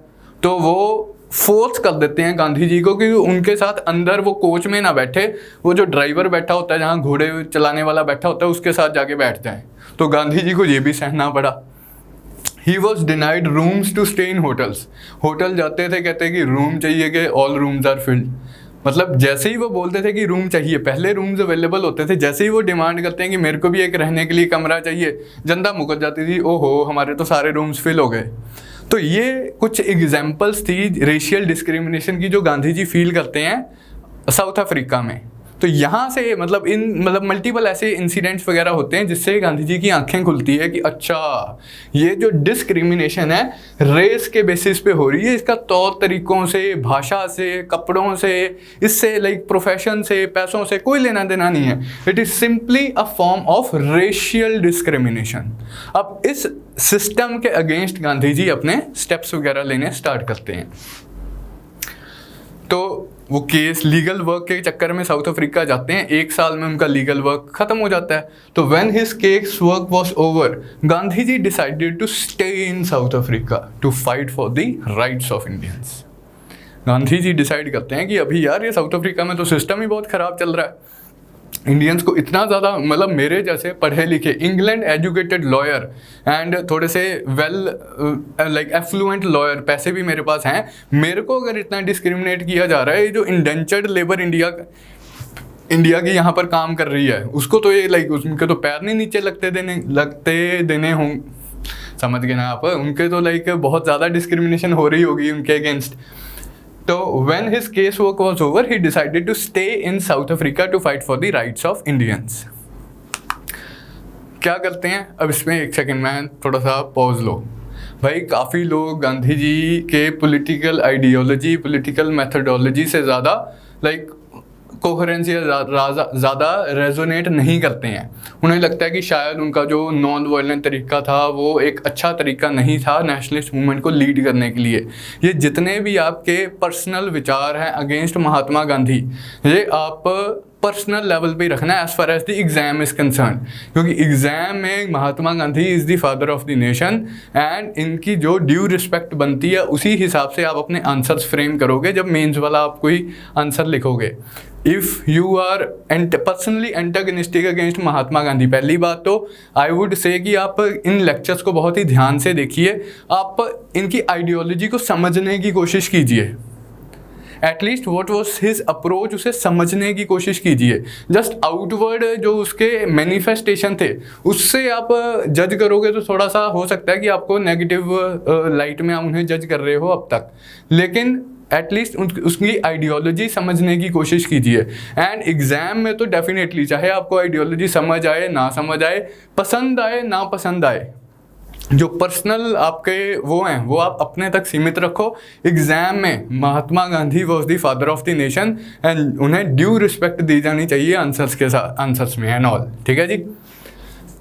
आ चरखे नाल कोई आज़ादी नहीं जित्ती जाती, जेडे कमेंट्स है like I can resonate with your feelings, but the thing is कि as far as the exam is concerned you are suppose to avoid such statements. ठीक है जी। So when his case work was over he decided to stay. तो 20 साल के लिए Gandhi ji south Africa में रुकते हैं। जो पहला पीरियड है 1894 से 1906 तक का जो पीरियड है उसे moderate phase of Gandhi ji stay आप बोल सकते हो, एंड उसके आगे वाला जो पीरियड है वो एक्सट्रीमिस्ट फेज या फेज ऑफ पैसिव रेजिस्टेंस आप बोल सकते हो, क्योंकि टेक्निक्स में थोड़े से अग्रेशन आया। जैसे वही कांग्रेस में भी सिमिलर टाइम, ये जो टाइम फ्रेम की अगर बात करें तो कांग्रेस भी पहले मॉडरेट फेज में थी इंडिया में, एंड जब बात नहीं बनी तो एक्सट्रीमिस्ट फेज आया, एक्सट्रीमिस्ट लीडर्स का राइज हुआ। अब यहाँ पर लीडर्स नहीं चेंज हो रहे हैं, महात्मा गांधी ही हैं, तो पहले जो उनके मेथड्स थे वो मॉडरेट मेथड्स थे। जब उनसे बात नहीं बनी तो उन्होंने अपने मेथड्स चेंज किए, थोड़े से अग्रेशन लेके आए, जिसे हम फेज ऑफ पैसिव रेजिस्टेंस बोलते हैं। मॉडरेट फेज में किस तरह के मेथड, वही अपने मॉडरेट्स वाले पीपीपी, पिटीशंस कर दिया, मेमोरियल्स लिख लिया, प्रेस में कुछ बुक्स लिख दी, न्यूज़पेपर लिख दिए। नटाल इंडियन कांग्रेस, इंडिया में Indian National Congress INC, Gandhi ji ने साउथ अफ्रीका में NIC, नटाल इंडियन कांग्रेस बना ली as a organisation for the rights of Indians. Newspaper Indian Opinion start करते हैं साउथ अफ्रीका में।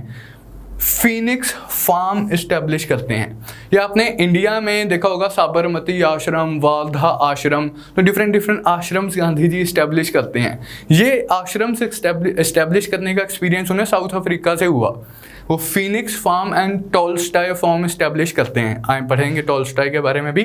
पहले ये फीनिक्स फार्म इस्टेब्लिश करते हैं एज एन आइडियल कम्युनिटी। उनके हिसाब से एक सेल्फ सफिशिएंसी कम्युनिटी होनी चाहिए जो अपना एग्रीकल्चर प्रैक्टिस कर रही है, जहाँ कुछ लोग से के क्राफ्ट्स वगैरह प्रैक्टिस कर रहे हैं, अपने आप में सेल्फ सफिशिएंट है, हर कोई हर किसी को रिस्पेक्ट के साथ ट्रीट कर रहा है। एक ideal form of community living जो होनी चाहिए, उस चीज़ को एक एग्जाम्पल के तौर पर वो ये फीनिक्स फार्म इस्टेब्लिश करते हैं साउथ अफ्रीका में। इस पीरियड में ये जो मॉडरेट फेज है, क्या इश्यूज प्रोमिनेंट थे साउथ अफ्रीकन पॉलिटिक्स में जिसपे गांधी जी अपना वॉइस रेस करते हैं, जिसपे गांधी जी रेजिस्ट करते हैं ब्रिटिश को? एक तो नटाल फ्रेंचाइज बिल, एक नटाल इमिग्रेशन बिल।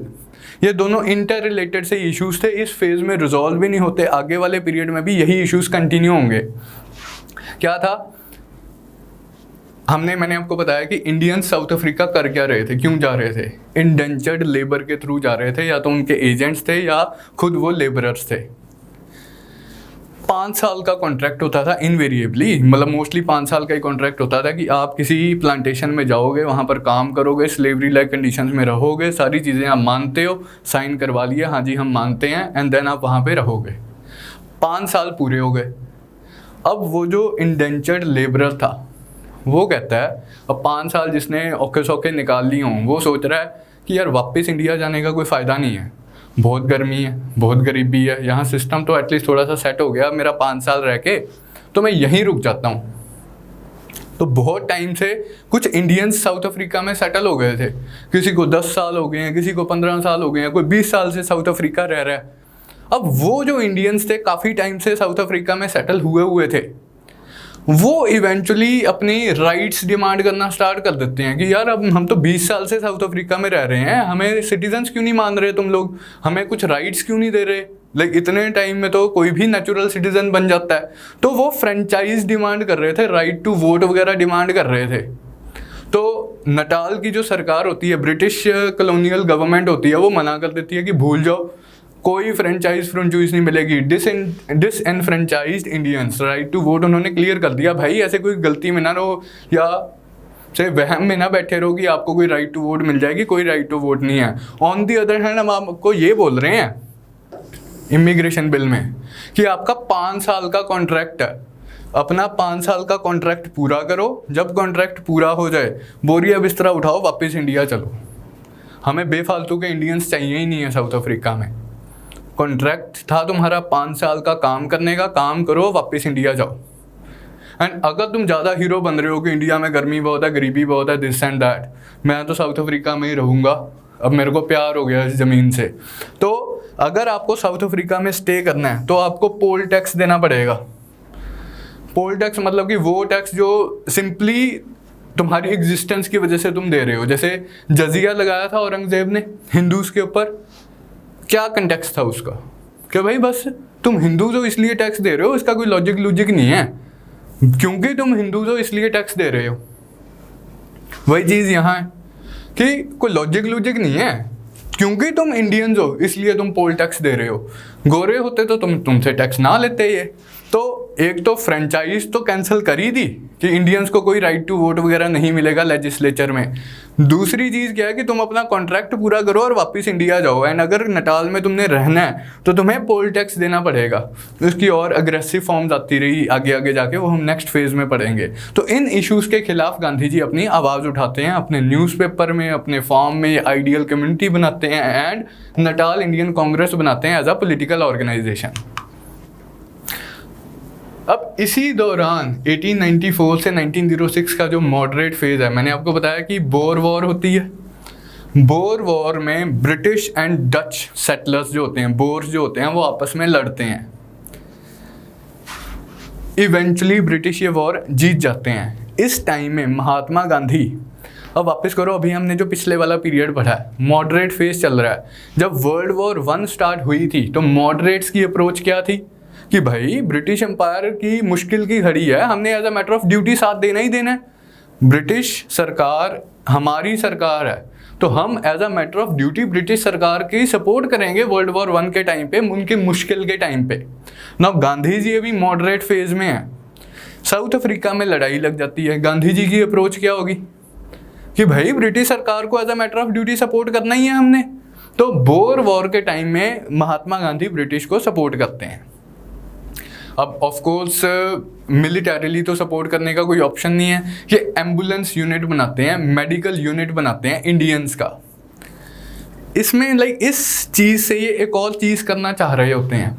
वहाँ के जो वाइट सेटलर्स होते हैं वो हमेशा ना इंडियंस को डरपोक, इंडियंस को कमज़ोर डिक्लेयर कर देते हैं। ये बोलते हैं कि तुमसे कुछ नहीं हो पाएगा, तुमसे ना हो पाएगा, क्योंकि तुम में हिम्मत है, ना तुम में स्ट्रेंथ है, ना तुम में करेज है, तुम में कुछ नहीं है, तो तुम बस अपना साइड पे बैठो, तुम अपनी राइट्स टूट्स डिमांड करने के बारे में तो भूल ही जाओ।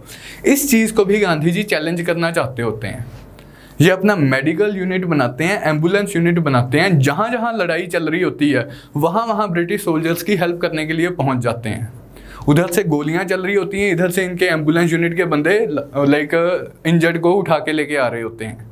तो British was the British who were participating in this war, they were quite impressed by the activities done by Mahatma Gandhi's ambulance unit. Here was भैया Boers in Transvaal and Orange, they were fighting for independence against the British, but ultimately they were defeated and they were unified into British controlled Union of South Africa. ये background मैंने आपको बता दिया। इन्होंने Natal Indian ambulance unit बनाया, Natal Indian ambulance corps बनाया to help the British during the war.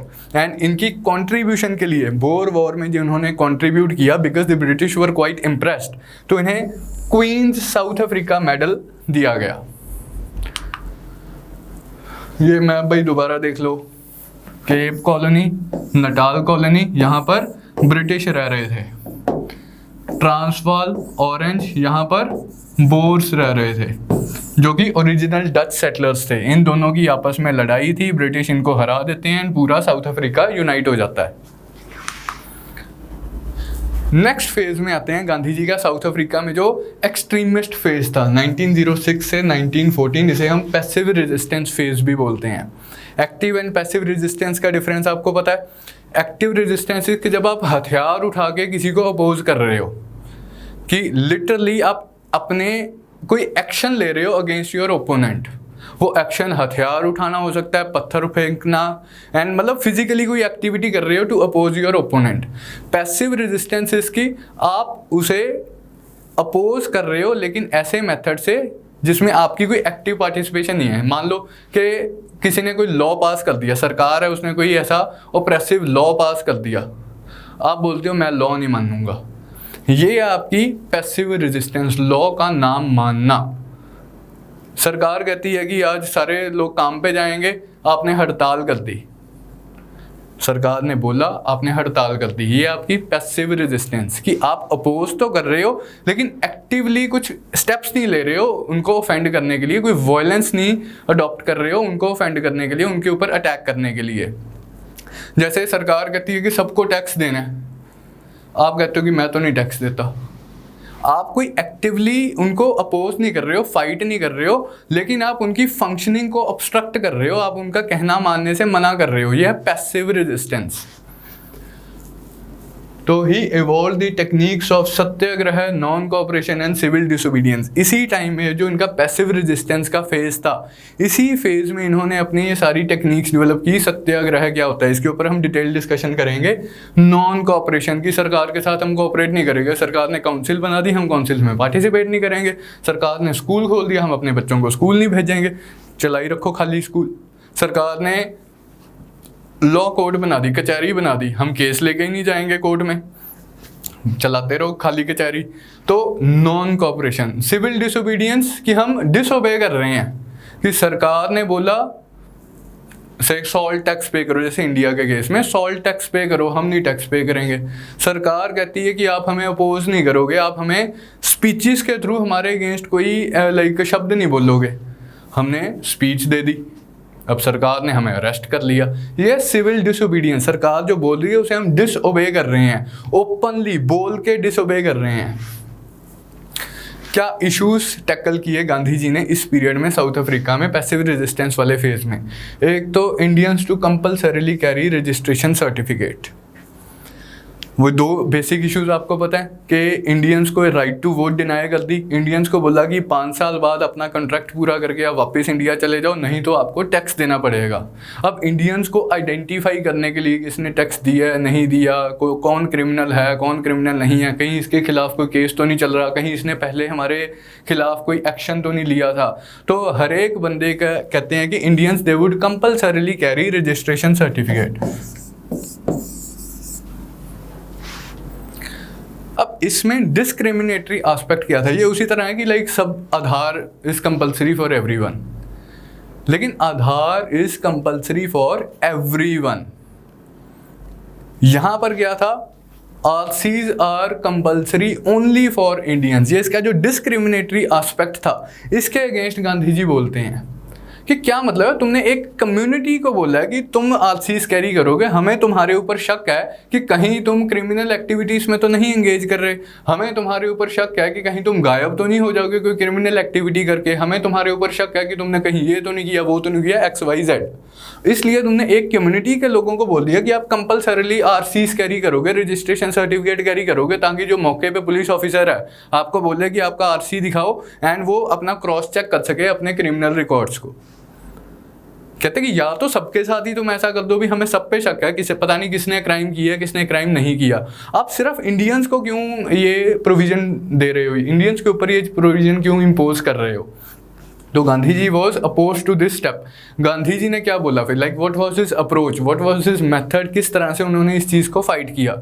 वो कहते हैं कि तुम भाई आरसीज लेना छोड़ दो, सिविल डिसोबीडियंस पे आ रहे हैं हम, कि सरकार कहती है कि तुम आरसीज रखोगे, रजिस्ट्रेशन सर्टिफिकेट रखोगे, ये अपने फॉलोअर्स को कहते हैं कि तुम आरसीज बनाओ ही ना। तो सरकार बोलेगी अगर आरसीज नहीं बना रहे हो तो हम तुम्हें जेल भेज देंगे। ये अपने फॉलोअर्स को बोलते हैं जेल भरो, चले जाओ जेल, क्या है डिनर करके आ जाना, वहाँ पे बढ़िया खाना मिलेगा जो भी मिलेगा, तो जेल चले जाओ लेकिन आरसीज ना रखो। अब जब टेंशन होगी तो गांधी स्मट्स टॉक होती हैं। Smuts was the governor general जो उसे लाइक उस एरिया को गवर्न कर रहा था, साउथ अफ्रीका में चीफ ब्रिटिश एजेंट था। तो गांधी स्मट्स टॉक्स होती हैं। इन टॉक्स में क्या निकलता है?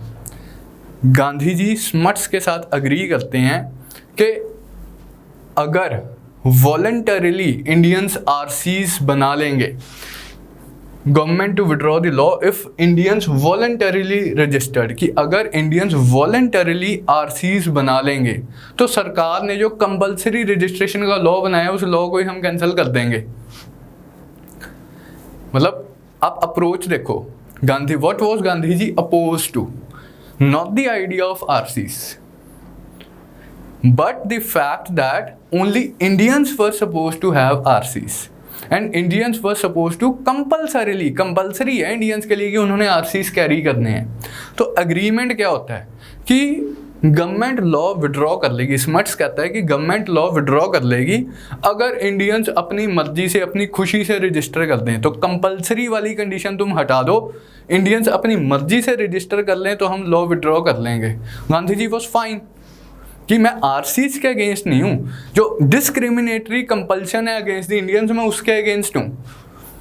लेकिन लेकिन लेकिन होता क्या है, स्मट्स मुकर जाता है, अग्रीमेंट हो जाती है। गांधी जी अपने फॉलोअर्स को बोलते हैं कि जाके यार खुद ही तुम रजिस्टर करवा लो, टेंशन वाली कोई बात नहीं है, मेरी बात होगी है स्मट्स से, वो अपना लॉ कैंसिल कर देगा, वो अपना लॉ विड्रॉ कर लेगा जो कंपलसरी रजिस्ट्रेशन वाला है। तुम अपनी खुशी से जाके रजिस्टर करवा लो।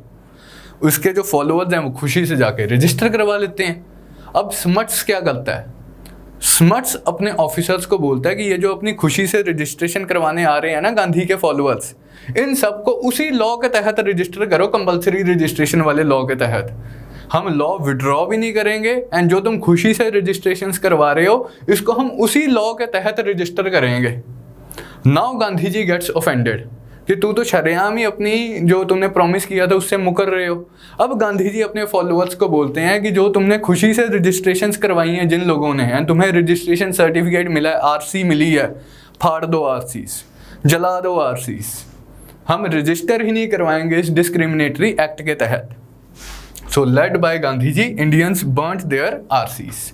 तो ये तो एक मुद्दा था जिससे गांधी जी ने सरकार को अपोज किया। अगला मुद्दा वही इमिग्रेशन के कंटेक्स्ट में, वो जो बोल रहे थे कि 5 साल बाद अपना बोरिया बिस्तरा उठा के वापस चले जाओ। इंडियन इमिग्रेशन को कंट्रोल करने की कोशिश की जा रही थी। फिर किस तरह से, मतलब कंडीशंस ही इस तरह से क्रिएट कर दी कि इंडियंस के लिए साउथ अफ्रीका में रहना मुश्किल हो जाए। एक तो वही poll tax, that Indians would पे पोल टैक्स। फिर इंडियन मैरिजेस को डीलेजिटिमाइज कर दिया। किस तरह से कहते हैं कि अगर कोई शादी क्रिश्चियन तौर तरीकों से नहीं हुई तो उस शादी को शादी ही नहीं माना जाएगा, एंड अगर शादी को शादी नहीं माना जाएगा तो उस यूनियन से हुए बच्चों को भी इलेजिटिमेट बच्चे करार कर दिया जाएगा, कोई ट्रांसफ़र ऑफ प्रॉपर्टी नहीं होगी। अब कहने का मतलब ये पर्पस क्या था ऐसे वाले लॉज का कि इंडियंस का साउथ अफ्रीका में हम जीना हराम कर दें, ना वो शादी कर पाएँ, ना उनके बच्चे लीगल लेजिटिमेट बच्चे कंसिडर हों, ना वो प्रॉपर्टी ले पाएँ, ना वो प्रॉपर्टी ट्रांसफ़र कर पाएँ, एंड हैवी टैक्सेशन इम्पोज कर दें। इतना जीना हराम करते हैं कि इंडियंस बोलें कि यार हमारा कॉन्ट्रैक्ट ख़त्म हो गया, हम वापस अपने घर जा रहे हैं। तो ये डिस्क्रिमिनेशन प्रैक्टिस की जा रही थी इंडियंस के अगेंस्ट साउथ अफ्रीका में। अब गांधी जी क्या करते हैं, Indians led by Gandhi ji violated these laws and courted arrest. ना उन्होंने पोल टैक्स पे किया एंड अपनी शादियां भी उसी तरह से कंटिन्यू की। सरकार को डिसओबे किया जा रहा है, सरकार कह रही है पोल टैक्स दो, ये कह रहे हैं हम नहीं पोल टैक्स देते। सिविल डिसओबीडियंस, सरकार को बता के कि भाई कर लो अरेस्ट अगर करना है तो। Civil disobedience, they courted arrest. Workers were encourage to go on strike, सरकार कह रही है, प्लांटेशन ओनर्स कह रहे हैं कि सभी वर्कर्स को कि काम पे आओ, ये कहते हैं कि हम नहीं काम पे जाएंगे, डिसओबे किया जा रहा है। अब इतने सारे लेबरर्स हैं, वो अगर काम पे नहीं जाएंगे तो मालिक क्या करेंगे, प्लांटेशन ओनर्स क्या करेंगे, निकाल देंगे उन्हें, वो बेरोजगार हो गए, उनको सपोर्ट करने की ज़रूरत है। इसलिए गांधी जी अब टॉलस्टॉय फॉर्म बनाते हैं। फिनिक्स फॉर्म ऑलरेडी एग्जिस्ट कर रहा है, वो एक पीसफुल फॉर्म था जहाँ पर एक आइडियल कम्युनिटी लाइफ प्रैक्टिस की जा रही थी। वहाँ भी कुछ बंदे आगे जो निकाल दिए गए बेरोजगार लेबरर्स हैं, लेकिन इतने ज़्यादा बेरोजगार लेबरर्स फिनिक्स फार्म में सेटल नहीं हो सकते हैं। तो गांधी जी एक और फार्म बनाते हैं, एक और आश्रम बनाते हैं, Tolstoy Farm, to house and support the families of satyagrahis. अब इस कंटेक्स्ट में फिर गांधी स्मट्स टॉक्स होती हैं, फिर गांधी स्मट्स एग्रीमेंट होता है 1914 में as the result of the long struggle of Gandhi ji in South Africa, Gandhi Smuts agreement. अब इसमें इंडियन जो वाइसरॉय था उसने भी इंपॉर्टेंट रोल प्ले किया है और भी ब्रिटिश ऑफिसर्स ने इंपॉर्टेंट रोल प्ले किया है। The poll tax was abolished, जो इंडियंस ने टैक्स देना होता था वो अबॉलिश कर दिया गया। नो कंपल्सरी आरसीज, कि अब कंपल्सरी आरसीज नहीं है, वॉलंटरी रजिस्ट्रेशन होगी। Indian marriages to be valid, वो जो तीनों मुद्दे थे वो तीनों मुद्दे रिजॉल्व कर लिए गए in the Gandhi Smuts agreement. तो गांधी जी को लगा कि उनका mission in England is complete. He was advised by Congress leader, moderate Congress leader Gopal Krishna Gokhale कि भाई अब साउथ अफ्रीका में बहुत हो गया, अब तू वापस इंडिया आ जा, इंडिया में तेरी ज़रूरत है। तो advised by Gokhale Gandhi ji decides to come back to India. तो गोखले को गांधी जी, मैंने आपको पहले भी बताया, Gandhi ji considers Gopal Krishna Gokhale to be his political guru. In 1914 Gandhi ji sailed back to India, लेकिन कहते कि यार पहले मैं इंग्लैंड गेड़ी मार लूँ, first to England and then back to India. तो साउथ अफ्रीका से इंडिया आना था, लेकिन पहले ये इंग्लैंड जाते हैं, इंग्लैंड जाके वापस इंडिया आते हैं। लेकिन जब ये इंग्लैंड पहुंचते हैं, in the meanwhile First World War start हो जाती है। फर्स्ट वर्ल्ड वॉर में मॉडरेट लीडर्स की क्या अप्रोच है आपको पता ही है कि we have to support the empire as a matter of duty. तो गांधी जी भी इसी सोच से लाइक अपने आप को आइडेंटिफाई करते हैं। तो इंग्लैंड में ये एक एम्बुलेंस यूनिट इस्टेब्लिश करते हैं। ऑलरेडी बोर वॉर में उन्होंने एक एम्बुलेंस यूनिट इस्टेब्लिश किया होता है साउथ अफ्रीका में, अब इंग्लैंड में एक एम्बुलेंस यूनिट क्रिएट करते हैं, ओहो, Indian ambulance corps, to help the British. तो इसलिए इन्हें केसरे हिंद मेडल ग्रांट किया जाता है। तो एक क्वींस साउथ अफ्रीका मेडल मिला, जो साउथ अफ्रीका में इन्होंने एम्बुलेंस यूनिट क्रिएट किया। केसरे हिंद मेडल मिला क्योंकि इंग्लैंड में इन्होंने वर्ल्ड वॉर 1 के दौरान इंडियन एम्बुलेंस कोर इस्टेब्लिश किया था। वहाँ से वापस चलते हैं, 9 जनवरी 1915 को ये इंडिया वापस पहुँचते हैं एंड ये 9 जनवरी इज सेलिब्रेटेड एज प्रवासी भारतीय दिवस। ठीक है जी, मोदी सरकार ने ये डे सेलिब्रेट करना स्टार्ट किया, overseas Indians day, Pravasi Bharatiya Divas. तो that was all as far as Gandhi ji's work before coming to India was concerned. Now we come to our next topic के गांधी जी के टेक्निक्स क्या थे, उनके मेथड्स क्या थे, उनकी आइडियोलॉजी क्या थी, क्या इन्फ्लुएंसेस थे उनके ऊपर जिन्होंने उनकी आइडियोलॉजी, उनके मेथड्स को इन्फ्लुएंस किया, जिन्होंने उनकी आइडियोलॉजी, उनके मेथड्स को ग्रो करने में हेल्प की। तो इस सेकेंड टॉपिक के ऊपर हम मूव करते हैं कि influences on Gandhian methodology and Gandhian ideology. इसमें कुछ चीज़ें हम स्टडी करेंगे एंड उनका क्या कंट्रीब्यूशन है ये भी हम स्टडी करेंगे। ये वही वाला पोर्शन है जिसके एक इंडेक्स में मैं आपको बोल रहा था कि एटलीस्ट हम समझने की कोशिश करें कि what was Gandhian philosophy, what was Gandhian ideology. उससे हम अग्री कर रहे हैं नहीं कर रहे हैं ये एक अलग कंटेक्स्ट है, एक अलग सवाल है, लेकिन हमें उनकी आइडियोलॉजी की प्रॉपर अंडरस्टैंडिंग होनी चाहिए। पेपर में क्वेश्चन आए तो ये आप ताकि अच्छे से बता पाओ। तो कुछ बुक्स के नाम आप याद रखेंगे, कुछ लाइक अदरवाइज सर्मन्स वगैरह होंगे, कुछ रिलीजियस फिलोसफीज वगैरह होंगी जिसके हम नाम याद रखोगे जिन्होंने गांधीयन आइडियोलॉजी को इन्फ्लुएंस किया। लियो टॉल्स्टॉय की फेमस बुक है the kingdom of God is within you. Leo Tolstoy, kingdom of God is within you, इन्हीं के नाम के ऊपर टॉल्स्टॉय फार्म भी गांधी जी ने एस्टेब्लिश किया था। तो इनकी बुक है the kingdom of God is within you. क्या इसमें इससे गांधी जी ने क्या सीखा, क्या इम्बाइब किया अपने वर्किंग में? Passive resistance of the evil. Book का सेंट्रल थीम है कि यार तुम्हारे अंदर ही किंगडम ऑफ गॉड है, तुम अपने अंदर ही उस पीस को एक्सपीरियंस कर सकते हो, बाहर वाले फैक्टर्स की वजह से तुम्हारा इंटरनल पीस नहीं इफेक्ट होना चाहिए।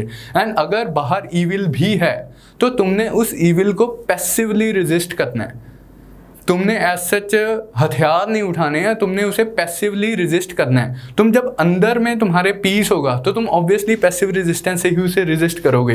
And oppressors efforts will be in vain if the oppressed refuses to submit to tyranny. वही जैसे बात है सिविल डिसोबीडियंस वाली ही बात है कि ऑप्रेसर ने ये लॉ पास कर दिया कि अगर तूने मेरी बात ना मानी तो मैं तुझे जेल भेज दूंगा। अब मेरे इंटरनली मैं पीस पे हूँ, लाइक मेरे को सुख दुख ये जो बाहर सिस्टम चल रहा है उससे मेरे को फ़र्क नहीं पड़ रहा, तो मैं बोल देता हूँ कि भाई मैं तेरी बात से, मैं तुझे पीसफुली बता रहा हूँ कि मैं तेरी बात से सहमत नहीं हूँ और जो तू बोल रहा है मैं वो नहीं करूँगा, तुझे बता रहा हूँ मैं पहले से ही। अगर तुझे प्रॉब्लम है तो तू भेज दे मुझे जेल। तो oppressors efforts will be in vain अगर oppressed refuses to submit to tyranny, कि मैं तेरी टायरनी, तेरे जो ऑपरेशन है उसे मैं मान ही नहीं रहा, तू मेरे अगेंस्ट ये वेपन यूज़ कर रहा है कि मैं तुझे जेल भेज दूंगा। मेरे को जेल से कोई प्रॉब्लम ही नहीं है, मैं तो लाइक मानता ही नहीं कि जेल कोई बुरी बात है, भेज दे। अगर तेरे को इस बात से खुशी मिलती है, तो आइडिया ऑफ सत्याग्रह आता है कि you have to adhere to the truth. इस सत्याग्रह वाले आइडिया के ऊपर हम डिटेल में आगे डिस्कशन करने ही वाले हैं। हेनरी थ्रो की बुक है civil disobedience, Henry Thoreau civil disobedience. इसमें भी इन्होंने वही आइडिया दिया है कि अगर सरकार आपके ऊपर टैक्सेस इम्पोज करती है तो सरकार कहते हैं कि चल कैसे रही है सरकार। थ्रो का आइडिया क्या है, ये कहते हैं कि सरकार चल कैसे रही है क्योंकि आपके और मेरे जैसे लोग टैक्सेस दे रहे हैं, सरकार के पास रिसोर्सेज आते हैं, उन रिसोर्सेज का इस्तेमाल करके सरकार चल रही है। सरकार के पास हथियार हैं, वो हमें मजबूर कर सकती है कि ऐसा करो ऐसा ना करो। सरकार के पास पुलिस फोर्स है, लेकिन पुलिस फोर्स कैसे है सरकार के पास, इतने बंदे कैसे रिक्रूट किए हैं सरकार ने, क्योंकि सरकार के पास पैसे हैं। सरकार के पास पैसे कहाँ से आए, क्योंकि आपके और मेरे जैसे लोगों ने टैक्सेस दिए। तो थ्रो कहते हैं कि अगर हम टैक्सेस ही देना बंद कर दें, अगर ऑप्रेसिव सरकार है, हम ऑप्रेसिव सरकार को ओवरटर्न करना चाहते हैं, तो हमें सिविल डिसोबीडियंस प्रैक्टिस करनी चाहिए। सिविल डिसोबीडियंस, पहली बात तो मास डिसोबीडियंस होनी चाहिए। आपके और मेरे जैसे लोग जो टैक्सेस दे रहे हैं वो सरकार को टैक्सेस देने के लिए मना कर दें, सरकार क्या करेगी, हमें बोलेगी कि जेल भेज देंगे। हमें वही बोलना चाहिए कि यार भेज दो जेल, अगर जेल भेज के तुम्हारा काम चलता है तो तुम भेज दो जेल। अगर सब लोग ऐसा करेंगे तो सरकार के पास पैसे नहीं होंगे, एक ना एक दिन सरकार मजबूर हो जाएगी हमारी डिमांड्स को मानने के लिए। तो that was the idea of Thoreau civil disobedience, defying of unjust laws, civil disobedience towards unjust authority, refuse to support unjust government by refusing to pay taxes. Again, all these things incorporated into the idea of सत्याग्रह। पीछे भी हमने देखा कि इस जो Tolstoy की book थी kingdom of God is within you, उसने भी सत्याग्रह के आइडिया को शेप करने में हेल्प की। थ्रो डिसोबीडियंस ने भी, सिविल डिसोबीडियंस ने भी इस आइडिया को शेप करने में कंट्रीब्यूट किया। लेकिन इस आइडिया में, सत्याग्रह के आइडिया में, कुछ गांधी जी की अपने फिलॉसफी भी थी, उसको ये इनकॉर्पोरेट करते हैं, वो देखते हैं हम कैसे। फिर जॉन रस्किन की बुक थी अनटू दिस लास्ट। इस बुक ने गांधी जी की सोशल फिलॉसफी को इन्फ्लुएंस किया है कि एक कम्युनिटी फॉर्म हो, जैसे फिनिक्स फॉर्म उन्होंने पहले इस्टेब्लिश किया था कि एक आइडियल कम्युनिटी लाइफ किस तरह से होनी चाहिए, कि जिसमें एक सेल्फ सफिशिएंट कम्युनिटी है, वहाँ पे लोग एग्रीकल्चर प्रैक्टिस कर रहे हैं, वहाँ पे लोग क्राफ्ट्स प्रैक्टिस कर रहे हैं, वहाँ पर सफाई भी लोग खुद ही कर रहे हैं, सब कुछ खुद ही कर रहे हैं। तो इस आइडियल कम्युनिटी में ह्यूमन डिग्निटी मेंटेन की जानी चाहिए। कोई बड़ा काम नहीं है, कोई छोटा काम नहीं है, काम छोटा वड्डा नहीं, बंदे दी सोच है वड्डी छोटी, के बंदे की जो ह्यूमन डिग्निटी की रिस्पेक्ट की जानी चाहिए, ह्यूमन डिग्निटी मेंटेन की जानी चाहिए, not on the basis of कि वो क्या काम कर रहा है। मतलब काम, हर एक काम इंपॉर्टेंट है, चाहे छोटे से छोटा काम है, चाहे बड़े से बड़ा काम है, every work, every task is important. The good of individual is contained in good of all, कि सबकी भलाई में इंडिविजुअल की भलाई है। All have the same right of earning their livelihood from their work. तो चाहे कोई सफाई कर रहा है, चाहे कोई से कि स्वेटर बुन रहा है, चाहे कोई फार्मिंग प्रैक्टिस कर रहा है, all have the same right of earning their livelihood from their work. The idea of welfare of individual based on individual worth of every man, कि ह्यूमन डिग्निटी मेंटेन की जानी चाहिए, वही बात है। तो यहाँ से गांधी जी ने किन आइडियाज़ को डेवलप किया? द आइडिया ऑफ सर्वोदया, सर्वदया, सबका भला, यूनिवर्सल अपलिफ्ट, सबका भला करना चाहिए, नानक नाम चढ़दी कला तेरे पाने सरबत दा भला। फिर Antyodaya, uplift of the poorest and the lowest sections of the society। वो आपने बुक्स वगैरह में, एनसीईआरटी बुक्स में महात्मा गांधी तलिस्मान करके वो दिया होता है, पढ़ा है ना, कि जब भी आप किसी डायलेमा में हो, जब भी आप इस दुविधा में हो कि मैं क्या करूं क्या ना करूं, तो आपके दिमाग में पिक्चर आनी चाहिए। आप सबसे गरीब, सबसे लोएस्ट पर्सन इमेजिन करो जो आपने देखा है अपनी लाइफ में, जिसकी सिचुएशन से आप रूबरू हो खुद। आप देन जब ये दुविधा में हो, आप जिस डायलेमा में हो, आपको वो स्टेप उठाना चाहिए जिससे आपको लगे कि उस सबसे गरीब, सबसे लोएस्ट, सबसे लाचार इंसान का आप फ़ायदा कर सकते हो। तो poorest and the lowest sections of society में जो लोग एग्जिस्ट कर रहे हैं, उनको हमने अपलिफ्ट करवाना है। अंत्योदया, आश्रम्स इस्टेब्लिश करेंगे, आइडियल कम्युनिटी लाइफ किस तरह से जीनी चाहिए, respect for all forms of labour, वही कम छोटा बड़ा नहीं कि कोई छोटा काम नहीं है कोई बड़ा काम नहीं है, respect for all forms of labour specially the menial work, जो फिजिकल लेबर कर रहे हैं, जो सो कॉल्ड सोसाइटी में लो काम कर रहे हैं, उनकी रिस्पेक्ट की जानी चाहिए। तो these ideas were developed on the basis of John Ruskin's unto this last. तो 3 ये अंग्रेजी किताबें भाई याद रखनी है, Tolstoy's kingdom of God is within you, Thoreau's civil disobedience and John Ruskin's unto this last. फिर कुछ इंडियन फिलोसफी जिसने महात्मा गांधी को इन्फ्लुएंस किया, जैना डॉक्ट्रिन ऑफ अहिंसा, जैना पोइट थे श्रीमद राजचंद्र, इनकी क्योंकि इनकी पोइम्स में इन्होंने जैना फिलोसफी प्रोपाउंड की है, तो ये जैना फिलोसफी से काफ़ी इन्फ्लुएंस थे महात्मा गांधी। जैनिज्म आपने एंशिएंट हिस्ट्री में स्टडी किया कि they emphasised on the concept of ahimsa, non violence. Gandhi ji कहते हैं, गांधी जी का एक कोट है, non violence is not a virtue to be practised by individual for peace and salvation, कि ऐसा नहीं किसी लार्जर ऑब्जेक्टिव के लिए कि हमें यूनिवर्सल पीस चाहिए, हमें मुक्ति चाहिए, उसके लिए नॉन वायलेंस प्रैक्टाइज करना है, but it is a rule of conduct for human society if it is to live consistently with human dignity.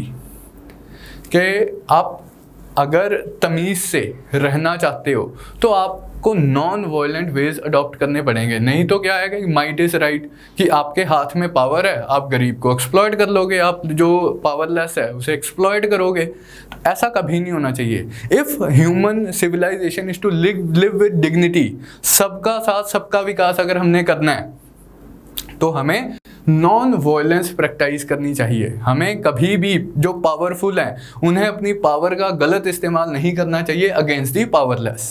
तो it should be the rule of life, ऐसा गांधी जी सोचते थे। ठीक है भाई। सफरिंग एज सेल्फ प्योरिफिकेशन, ये भी जैना डॉक्ट्रिन ही है कि आप अपने आप को तड़पा, थोड़ा सा पिनेंस करो, कि जितनी आप अपने शरीर पे कष्ट बियर करोगे उतने ही आपके जो पुराने पाप है वो धुलते जाएंगे। तो suffering as a form of self purification. आपने देखा होगा कि गांधी जी कभी off and on fast unto death पे बैठ जाते थे, अनशन पे बैठ जाते थे। क्या पर्पस था उसका? कि अपने आप को मैं पीड़ा दे रहा हूँ ताकि सेल्फ प्योरिफिकेशन हो। सेल्फ प्योरिफिकेशन कैसे होगी? Through the means of suffering. तो कपड़े जैसे उन्होंने नॉर्मल इंडियन क्लोथिंग अडॉप्ट कर ली थी, वेस्टर्न क्लोथिंग अबेंडन कर दी थी, फास्ट वगैरह रख लेते थे, तो ये सारी चीज़ें। तो लाइफ लॉन्ग इंसिस्टेंस ऑन अहिंसा और नॉन वायलेंट स्ट्रगल। जितनी भी मूवमेंट्स उन्होंने स्टार्ट किए उनके ऊपर उन्होंने इंसिस्ट किया कि all the movements have to be non violent, क्योंकि वायलेंस कभी किसी का फ़ायदा नहीं करती है, ऐसा गांधी जी मानते थे। तो नॉन वायलेंट तरीक़ों से ही उन्होंने अपनी सारी मूवमेंट रन की है। उपनिषद एंड भगवद गीता। भगवद गीता में निष्काम कर्म का कंसेप्ट है कि तुम कर्म करो, फल की इच्छा मत करो। Action alone is one's concern not its fruit. तो जो होना है वो तो होके ही रहेगा। Disinterested performance of one's duty, कि तुम बस अपनी ड्यूटी निभाओ, रिजल्ट्स की चक्कर ना करो, तुमने बस पढ़ाई करनी है। पेपर में क्या होना है क्या नहीं होना है, पीपीएससी ने अब पेपर लेना है, कल पेपर लेना है, सितंबर में होगा, नवंबर में होगा, ये तुम्हारा कंसर्न नहीं है। तुम्हारा कंसर्न है अच्छे से पढ़ाई करनी है, तुम्हारा कंसर्न है अच्छे से कॉन्सेप्ट्स को समझना है। That is your duty. Disinterested performance of one's duty, किसी लालच के साथ नहीं, किसी उसके साथ नहीं, ऐसा गीता का उपदेश है, ऐसा गांधी जी बोलते थे, मानते थे। तो that was Gandhi ji's approach. All things belong to God and nothing that anyone can claim as his own. सब कुछ प्रभु का है, सब कुछ हरि का है। तो जब सब कुछ ही हरि का है तो क्या ये मैं बोल सकता हूँ कि ये बाइक मेरी है, क्या ये कार मेरी है, कि ये घर मेरा है? सब कुछ भगवान का है, ऐसा गांधी जी मानते थे। सोसाइटी में गांधी जी की अप्रोच क्या थी, थोड़ा सा इम्प्लीमेंट करके देखते हैं गांधी जी क्या करना चाहते थे। सोसाइटी में ऑब्वियसली ऐसा नहीं है कि सबके पास इक्वल रिसोर्सेज होते हैं, किसी के पास ज़्यादा होते हैं, किसी के पास कम होते हैं, किसी के पास बहुत बड़े बड़े महल हैं, बहुत बड़ी बड़ी इंडस्ट्रीज़ हैं, किसी के पास छोटी सी कुटिया है, किसी के पास काम भी शायद करने को है या नहीं है। तो गांधी जी कहते थे कि सब कुछ भगवान का है, तो जो लोग बड़ी बड़ी फैक्ट्रीज हैं जिनके पास, वो इस प्रॉपर्टी को अपनी पर्सनल प्रॉपर्टी समझ के ना यूज़ करें। ये इस प्रॉपर्टी को भगवान की प्रॉपर्टी समझ के इस्तेमाल करें कि भगवान ने उन्हें बहुत बड़ी इंडस्ट्रीज़ दी हैं, बहुत बड़े महल जैसे घर दिए हैं मैनेज करने के लिए। वो लोग इन इंडस्ट्रीज़ को, इन महलों को, इन ज़मीनों को, इन जायदादों को इस तरह से मैनेज करें जिससे सबका भला हो, सर्वोदया, जिससे अंत्योदय हो, कि uplift of the poorest and the lowest sections of society हो। आइडिया ऑफ ट्रस्टीशिप, ये वही ट्रस्टीशिप है कि हैव्स, जिनके पास प्रॉपर्टी है, वो अपनी प्रॉपर्टी को इस तरह से मैनेज करें कि सबका भला हो। The haves should manage the things they have for the welfare and benefit of all. Clear है जी? फिर Jesus Christ sermon on the mount, इसमें क्या है कि वो स्टेटमेंट है, love thy neighbour as thyself, to turn the left cheek after being hit on the right and even then loves one's enemy।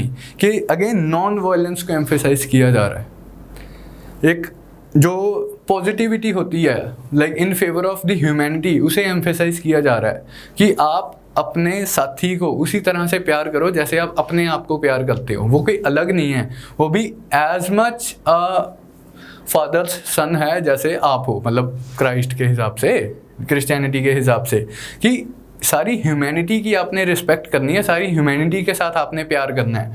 Love thy neighbour, love your neighbour as you love your self.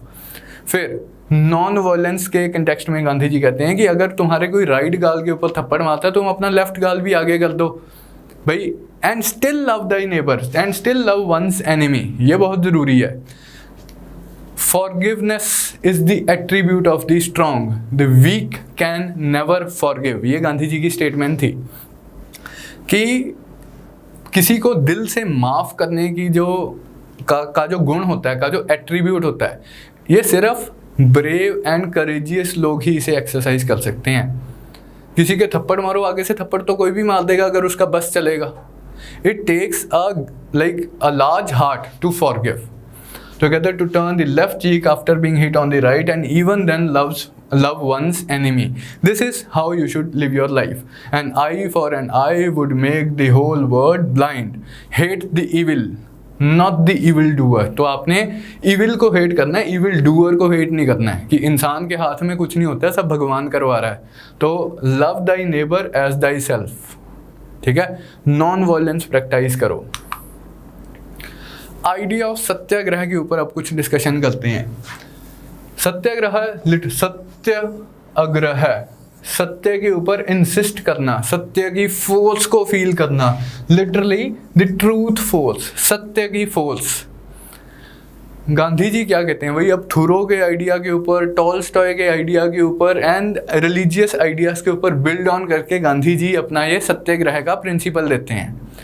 Gandhi ji कहते हैं कि exploitation was possible only when both exploited and the exploiter accepted. कि अत्याचार करने वाला ये सोच के अत्याचार कर रहा है कि अब मैं इसे सिखाता हूँ क्या होता है, अब मैं इसे बताता हूँ कि लाइक कैसे जीते हैं, इसे मैं सबक सिखाता हूँ। एंड जिसके ऊपर अत्याचार किया जा रहा है वो उस अत्याचार को अत्याचार की तरह एक्सेप्ट कर रहा है कि ओ हो यार, मैंने कुछ करना था, मैंने वो नहीं किया, इसलिए ये मेरे ऊपर जुल्म कर रहा है। कि एक अत्याचार का कॉन्सेप्ट एग्जिस्ट कर रहा है कि वो उसे सबक सिखाने के लिए उसे ऑप्रेस कर रहा है एंड उसको लग रहा है कि क्योंकि मैंने वो नहीं किया जो वो करवाना चाहता था, इसलिए मुझे पनिश किया जा रहा है। Exploitation was possible only if both the exploited and the exploiter accepted. ऐसा गांधी जी ने अपनी फिलोसफी में मानते थे वो। इन प्रैक्टिस सत्याग्रह क्या था, ये तो एक फिलोसफिकल सी बात होगी, एक्चुअली क्या इंप्लीमेंट करना है इसका। इन प्रैक्टिस सत्याग्रह क्या था, basically it was civil disobedience. It was focused and forceful non-violent resistance to a particular injustice। Civil disobedience वाली बात ही हो गई। एक पर्टिकुलर फॉर्म ऑफ इनजस्टिस है कि तुम टैक्स पे करोगे, उसका नॉन वायलेंट रेजिस्टेंस, उसका focused and forceful non violent resistance कि भाई as far as your this law is concerned, I am not talking of the entire set of laws, as far as this particular law is concerned जिससे मेरे को problem है, इसी law की मैं non violent resistance कर रहा हूँ, उसे डिसओबे कर रहा हूँ। How? By refusing to follow an unjust law. In doing so, अब यहाँ पर लाइक ये तो थोरो ने भी बोला है एंड टॉलस्टॉय ने भी बोला है। अब गांधी जी अपनी जो रिलीजियस फिलॉसफी है वो कैसे इंट्रोड्यूस करते हैं इस कॉन्सेप्ट में, कि जब ये कर रहा है, जैसे थोरो ने भी बोला था कि सरकार ने बोला कि तुम टैक्स पे करो, तुमने टैक्स पे नहीं किया तो सरकार बोलेगी जेल भेज देते हैं, तो तुम मान जाओ कि हाँ भी जेल भेज दो। अब जब इवेंचुअली सब लोग जेल चले जाएंगे, सरकार के पास पैसा नहीं बचेगा, तो सरकार तुम्हें बोलेगी बताओ यार तुम्हारी प्रॉब्लम क्या है, सॉरी, तो देन तुम बोल दोगे भाई हमें तुम्हारा लॉ पसंद नहीं आया, तुम कुछ और कर लो। तो इस तरह से तुम्हारी जीत हो जाएगी यहाँ पर। लेकिन गांधी जी की सत्याग्रह की आइडियोलॉजी क्या थी? कोई जीत या हार का कंसेप्ट नहीं है, सत्य का कंसेप्ट है कि सच क्या है। ये जो तुम डिसओबे कर रहे हो, नॉन वायलेंट रेजिस्टेंस कर रहे हो, इसका ऑब्जेक्टिव क्या है? ऑब्जेक्टिव ये नहीं है कि साबित कर दूंगा कि मैं ठीक था तू गलत है। ऑब्जेक्टिव ये है कि ट्रूथ अलोन शल प्रिवेल, सत्यमेव जयते, कि ट्रूथ अलोन ट्रायम्फ्स, कि सिर्फ सत्य की ही विजय होती है। कि इवेंचुअली आज हमारी डिसएग्रीमेंट है, तुम कुछ बोल रहे हो मैं कुछ बोल रहा हूँ, इवेंचुअली जो सही चीज है, जो सत्य है, सत्य should prevail, that is Satyagraha. In doing so he would not be angry and he would put up freely with the physical assaults to his person and the confiscation of his property। कि एक तो अपना peace, kingdom of God is within you, तुमने अपना mental balance नहीं खोना है, तुमने अपना पीस नहीं खोना है। अगर वो तुम्हें गालियां दे रहा है तो तुमने सुन लेनी है, अगर वो तुम्हारे ऊपर अटैक कर रहा है तुमने सह लेना है, अगर वो तुम्हें जेल भेज रहा है तुमने जेल चले जाना है, अगर वो तुम्हारी प्रॉपर्टी कन्फिस्केट कर रहा है तो तुमने अपनी प्रॉपर्टी कन्फिस्केट करवा लेनी है। तो तुमने कोई भी वॉयलेंट मीन्स का इस्तेमाल नहीं करना है, अपना तुमने मेंटल बैलेंस मेंटेन करके रखना है, पीस, इंटरनल पीस मेंटेन करके रखना है, ठीक है जी। And would not use the foul language, गाली गलोच में नहीं उतर आना कि तुम के मैं हथ ला दा मैनू हम तो अगली बारी हथ ला के देखें। The goal was not for there to be a winner and loser of the battle, वही कि ऐसा नहीं कि मैंने कुछ साबित करना है, but rather that all would eventually see and understand the truth, की सत्य अलोन विंस, की सच की जीत हो, and agree to rescind the unjust law, कि तुम अपने एक्शन से अपने सामने वाले ओपोनेंट का दिल जीत लो।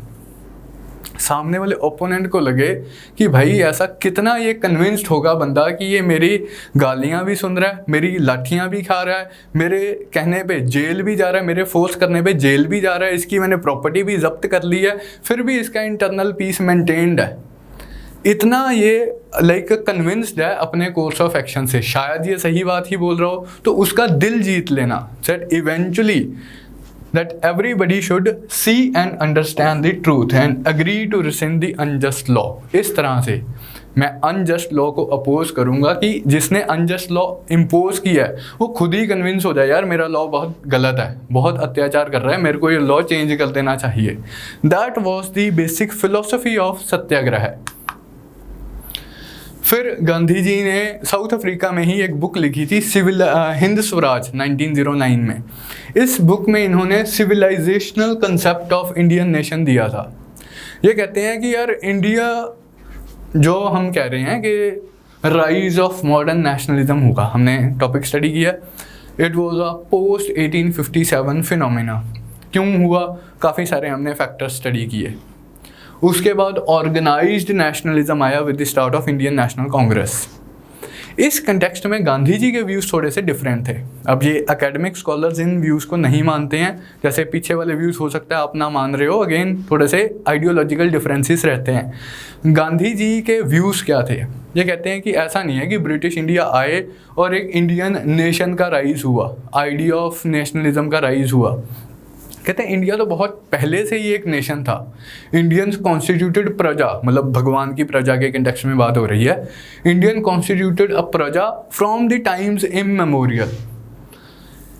एंड वेस्टर्न सिविलाइजेशन ने आके क्या किया, जो हम कह रहे हैं ना कि उन्होंने मॉडर्न एजुकेशन इंट्रोड्यूस कर दी, मॉडर्न सिविलाइजेशन इंट्रोड्यूस कर दी, उन सब चीज़ों से मॉडर्न नेशनलिज्म का बर्थ हुआ। गांधी जी तो उस चीज़ को क्रिटिसाइज करते हैं, कह रहे हैं ये सो कॉल्ड मॉडर्न सिविलाइजेशन है, so called like western civilisation है जिसे आप मॉडर्न सिविलाइजेशन बोल रहे हो। इस वेस्टर्न सिविलाइजेशन ने हमें क्या दिया है? ये तो खुद एक गॉडलेस सिविलाइजेशन है, पैसे के पीछे भाग रही है। It is busy in the pursuit of money.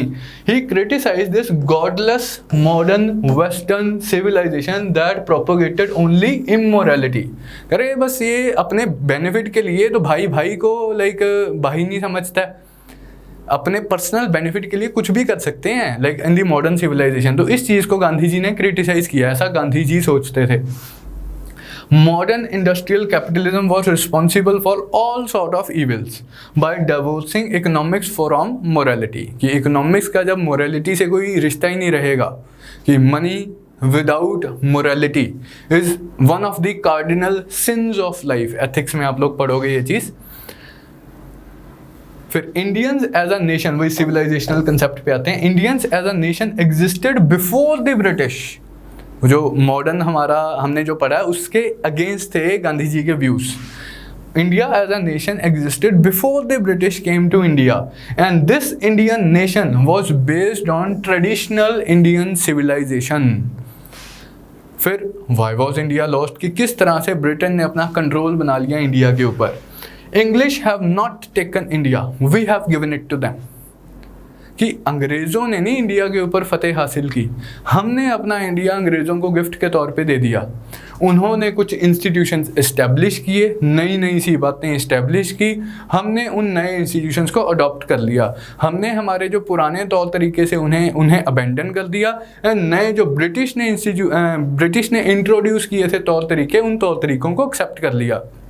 जैसे कि उनका लीगल सिस्टम हमने एक्सेप्ट कर लिया, उनका पॉलिटिकल सिस्टम हमने एक्सेप्ट कर लिया, उनके इंस्टीट्यूशनल सिस्टम्स हमने एक्सेप्ट कर लिए, रेलवेज़ को हमने एक्सेप्ट कर लिया, मेडिकल प्रोफेशन को हमने एक्सेप्ट कर लिया, उनके लीगल प्रोफेशन को हमने एक्सेप्ट कर लिया। जैसे ही हमने इंग्लिश इंस्टीट्यूशंस को एक्सेप्ट किया, हमने अपनी इंडिपेंडेंस खो दी। अब हम गुलाम बन गए उन इंस्टीट्यूशंस के, हम गुलाम बन गए उन स्ट्रक्चर्स के जो उन्होंने हमारे ऊपर इम्पोज किए हैं। Now he is not talking in context of bande, individuals, he is talking in context of institutions, कि हमने हमारे तौर तरीके, कस्टम्स, ट्रेडिशंस, इंस्टीट्यूशंस को लेट गो कर दिया। हमने वेस्टर्न इंस्टीट्यूशंस, कस्टम्स, ट्रेडिशंस को एक्सेप्ट कर लिया। He was very antagonistic to the, जैसे रेलवेज की डेवलपमेंट, इवन मेडिकल प्रोफेशन। ये कहता है कि गांधी जी कहते हैं कि डॉक्टर्स क्या कर रहे हैं, मॉडर्न सिविलाइजेशन जो वेस्टर्न सिविलाइजेशन से इंस्पायर्ड मेडिकल प्रोफेशन है वो क्या कर रहा है, वो तो खुश हो जाता है कि यार लोग बीमार हैं, मेरा बिजनेस चल रहा है। वकील क्या करता है, वो खुश हो जाता है यार कि लोगों के झगड़े चल रहे हैं, अच्छी बात है, मेरा बिजनेस चल रहा है, मैं पैसे कमा रहा हूँ। तो हमने क्योंकि ये वेस्टर्न गॉडलेस सिविलाइजेशन के इंस्टीट्यूशंस को अडॉप्ट कर लिया है, इसलिए लाइक हमारे अंदर जो वाइटैलिटी थी पहले वो हमने खो दी है। This is why India was lost according to Gandhi ji. ये हिंद स्वराज आप बुक याद रखना, 1909 में लिखी थी। अब हम स्वराज किस तरह से अचीव कर सकते हैं कि हमने अपनी आज़ादी तो खो ली है, लेकिन हम स्वराज किस तरह से अडॉप्ट कर सकते हैं। इंडियंस मस्ट एस्च्यू ग्रीड, सबसे पहले तो अपना लालच त्यागो, कि थोड़ा सा एक बंदा बीमार हो जाए ताकि मेरे को 500 रुपया फीस आ जाए, कि किसी की लड़ाई होती रहे एंड देन मेरे पास केस आ जाए, कि अपना ग्रीड, अपना लालच पहले तो त्यागो। Greed and lust for consumption and revert to the village based self sufficient community. वही जो आश्रम्स वगैरह हैं जो उन्होंने फिनिक्स फार्म बनाया था, उसी चीज़ को ये इम्प्लीमेंट करना चाहते हैं कि India should revert back to self sufficient village based economy of the ancient times. ऐसा गांधी जी का मानना था। नेशनलिस्ट लीडर्स भी काफ़ी सारे इस चीज़ को मानने के लिए तैयार नहीं थे, जैसे Jawaharlal Nehru, he was not in favour of this. BR Ambedkar, he was not in favour of this. लेकिन गांधी जी ने अपनी बुक में ऐसा लिखा है। Also it is not enough to achieve independence. वही कि ऐसा नहीं है कि हम इंग्लिश की जगह पे अब इंडियन बाबू आके बैठ जाए एंड वो उसी सिस्टम को, उसी इंस्टीट्यूशंस को कंटिन्यू करता रहे। Idea is not to have a English Indian rule, English rule without Englishman, sorry, कि idea of independence was not to have English rule without Englishman, कि गोरों को बोलो तुम चले जाओ, लेकिन तुमने जो सिस्टम इंट्रोड्यूस किया वो हम वैसे का वैसे रखेंगे, तुमने जो इंस्टीट्यूशन इंट्रोड्यूस किए वो हम वैसे के वैसे रखेंगे। That was not Gandhi ji's idea. It is essential to evolve Indian political alternative, कि हम अपने कल्चर के बेसिस पे, सोसाइटी के बेसिस पे, एंशिएंट हिस्ट्री के बेसिस पे अपने कुछ ऑल्टरनेटिव्स डेवलप करें। उनका आइडिया था विलेज लेवल डेमोक्रेसी का, कि एक विलेज में सेल्फ सफिशिएंट कम्युनिटी हो, वहाँ पर लोग लोकल लेवल पे डेमोक्रेसी प्रैक्टिस करें। तो that was Gandhi ji's idea of freedom, and ultimately वो अचीव भी यही करना चाहते थे। लेकिन कॉन्स्टिट्यूशन के आज़ादी के बाद आपको पता है ये चीज़ पंचायती राज इंस्टीट्यूशन, जो हमने DPSPs वाले चैप्टर में रख दिया था। His political alternative was a concept of popular sovereignty, where each individual controls or restrains his or her own self, कि हर इंडिविजुअल अपने आप को कंट्रोल करे, अपने एक्शंस को कंट्रोल करे, अपने आप को देखे कि क्या वो सही कर रहा है या नहीं कर रहा है, एंड इस चीज़ का चेक लोकल लेवल पे किया जाए, विलेज डेमोक्रेसी प्रैक्टिस की जाए। Such swaraj has to be experienced by each one for himself. ये स्वराज है, ये नहीं कि अंग्रेज चले गए एंड तुमने उसी इंस्टीट्यूशन को अडॉप्ट कर लिया एंड तुमने अपने बंदे बिठा दिए, Indianisation of the British system कर दी। Swaraj has to be experienced. Swaraj has to be felt by each individual from within. Swaraj has to be felt by each individual himself or herself. कि उसे लगे कि हाँ वो आज़ाद है, उसकी कोई से है in the governance of his own country, in the governance of the system that governs him. कि जो सिस्टम उसे गवर्न कर रहा है उस सिस्टम को चलाने में उसकी कुछ चल रही है, दैट इज दिस स्वराज। तभी तो सेल्फ रूल आएगा अकॉर्डिंग टू गांधी जी। ठीक है जी, तो that was the civilisational concept of Indian nation that was given by Gandhi ji in his book Hind Swaraj 1909। तो इसके साथ जो फर्स्ट पोर्शन, ये जो पोर्शन था कि गांधी जी की टेक्निक्स क्या थी, गांधी जी की मेथडोलॉजी क्या थी, गांधी जी के आइडियोलॉजी क्या थी, ये पोर्शन हमारा कंप्लीट होता है। तो नेक्स्ट वीडियो से हम स्टार्ट करेंगे Indian national movement from 1917 up to आगे जहाँ तक भी चला जाएगा। तो that's all from my side, thank you. Revise कर लेना भाई ये चीज़ें, हो सकता है जैसे कि मैंने पहले भी बताया कि कुछ लोग आप में से गांधी जी की आइडियोलॉजी के साथ ज़्यादा रेजोनेट नहीं करते हो। रेजोनेट चाहे आप ना करो, लेकिन उसकी अंडरस्टैंडिंग होनी बहुत ज़रूरी है हमारे एग्जाम पॉइंट ऑफ व्यू से। अग्री चाहे आप ना करो, लेकिन उसकी proper understanding is very important. तो एक बार दोबारा देख लेना ये वाला lecture if you are having any problem. That's all from my side, thank you.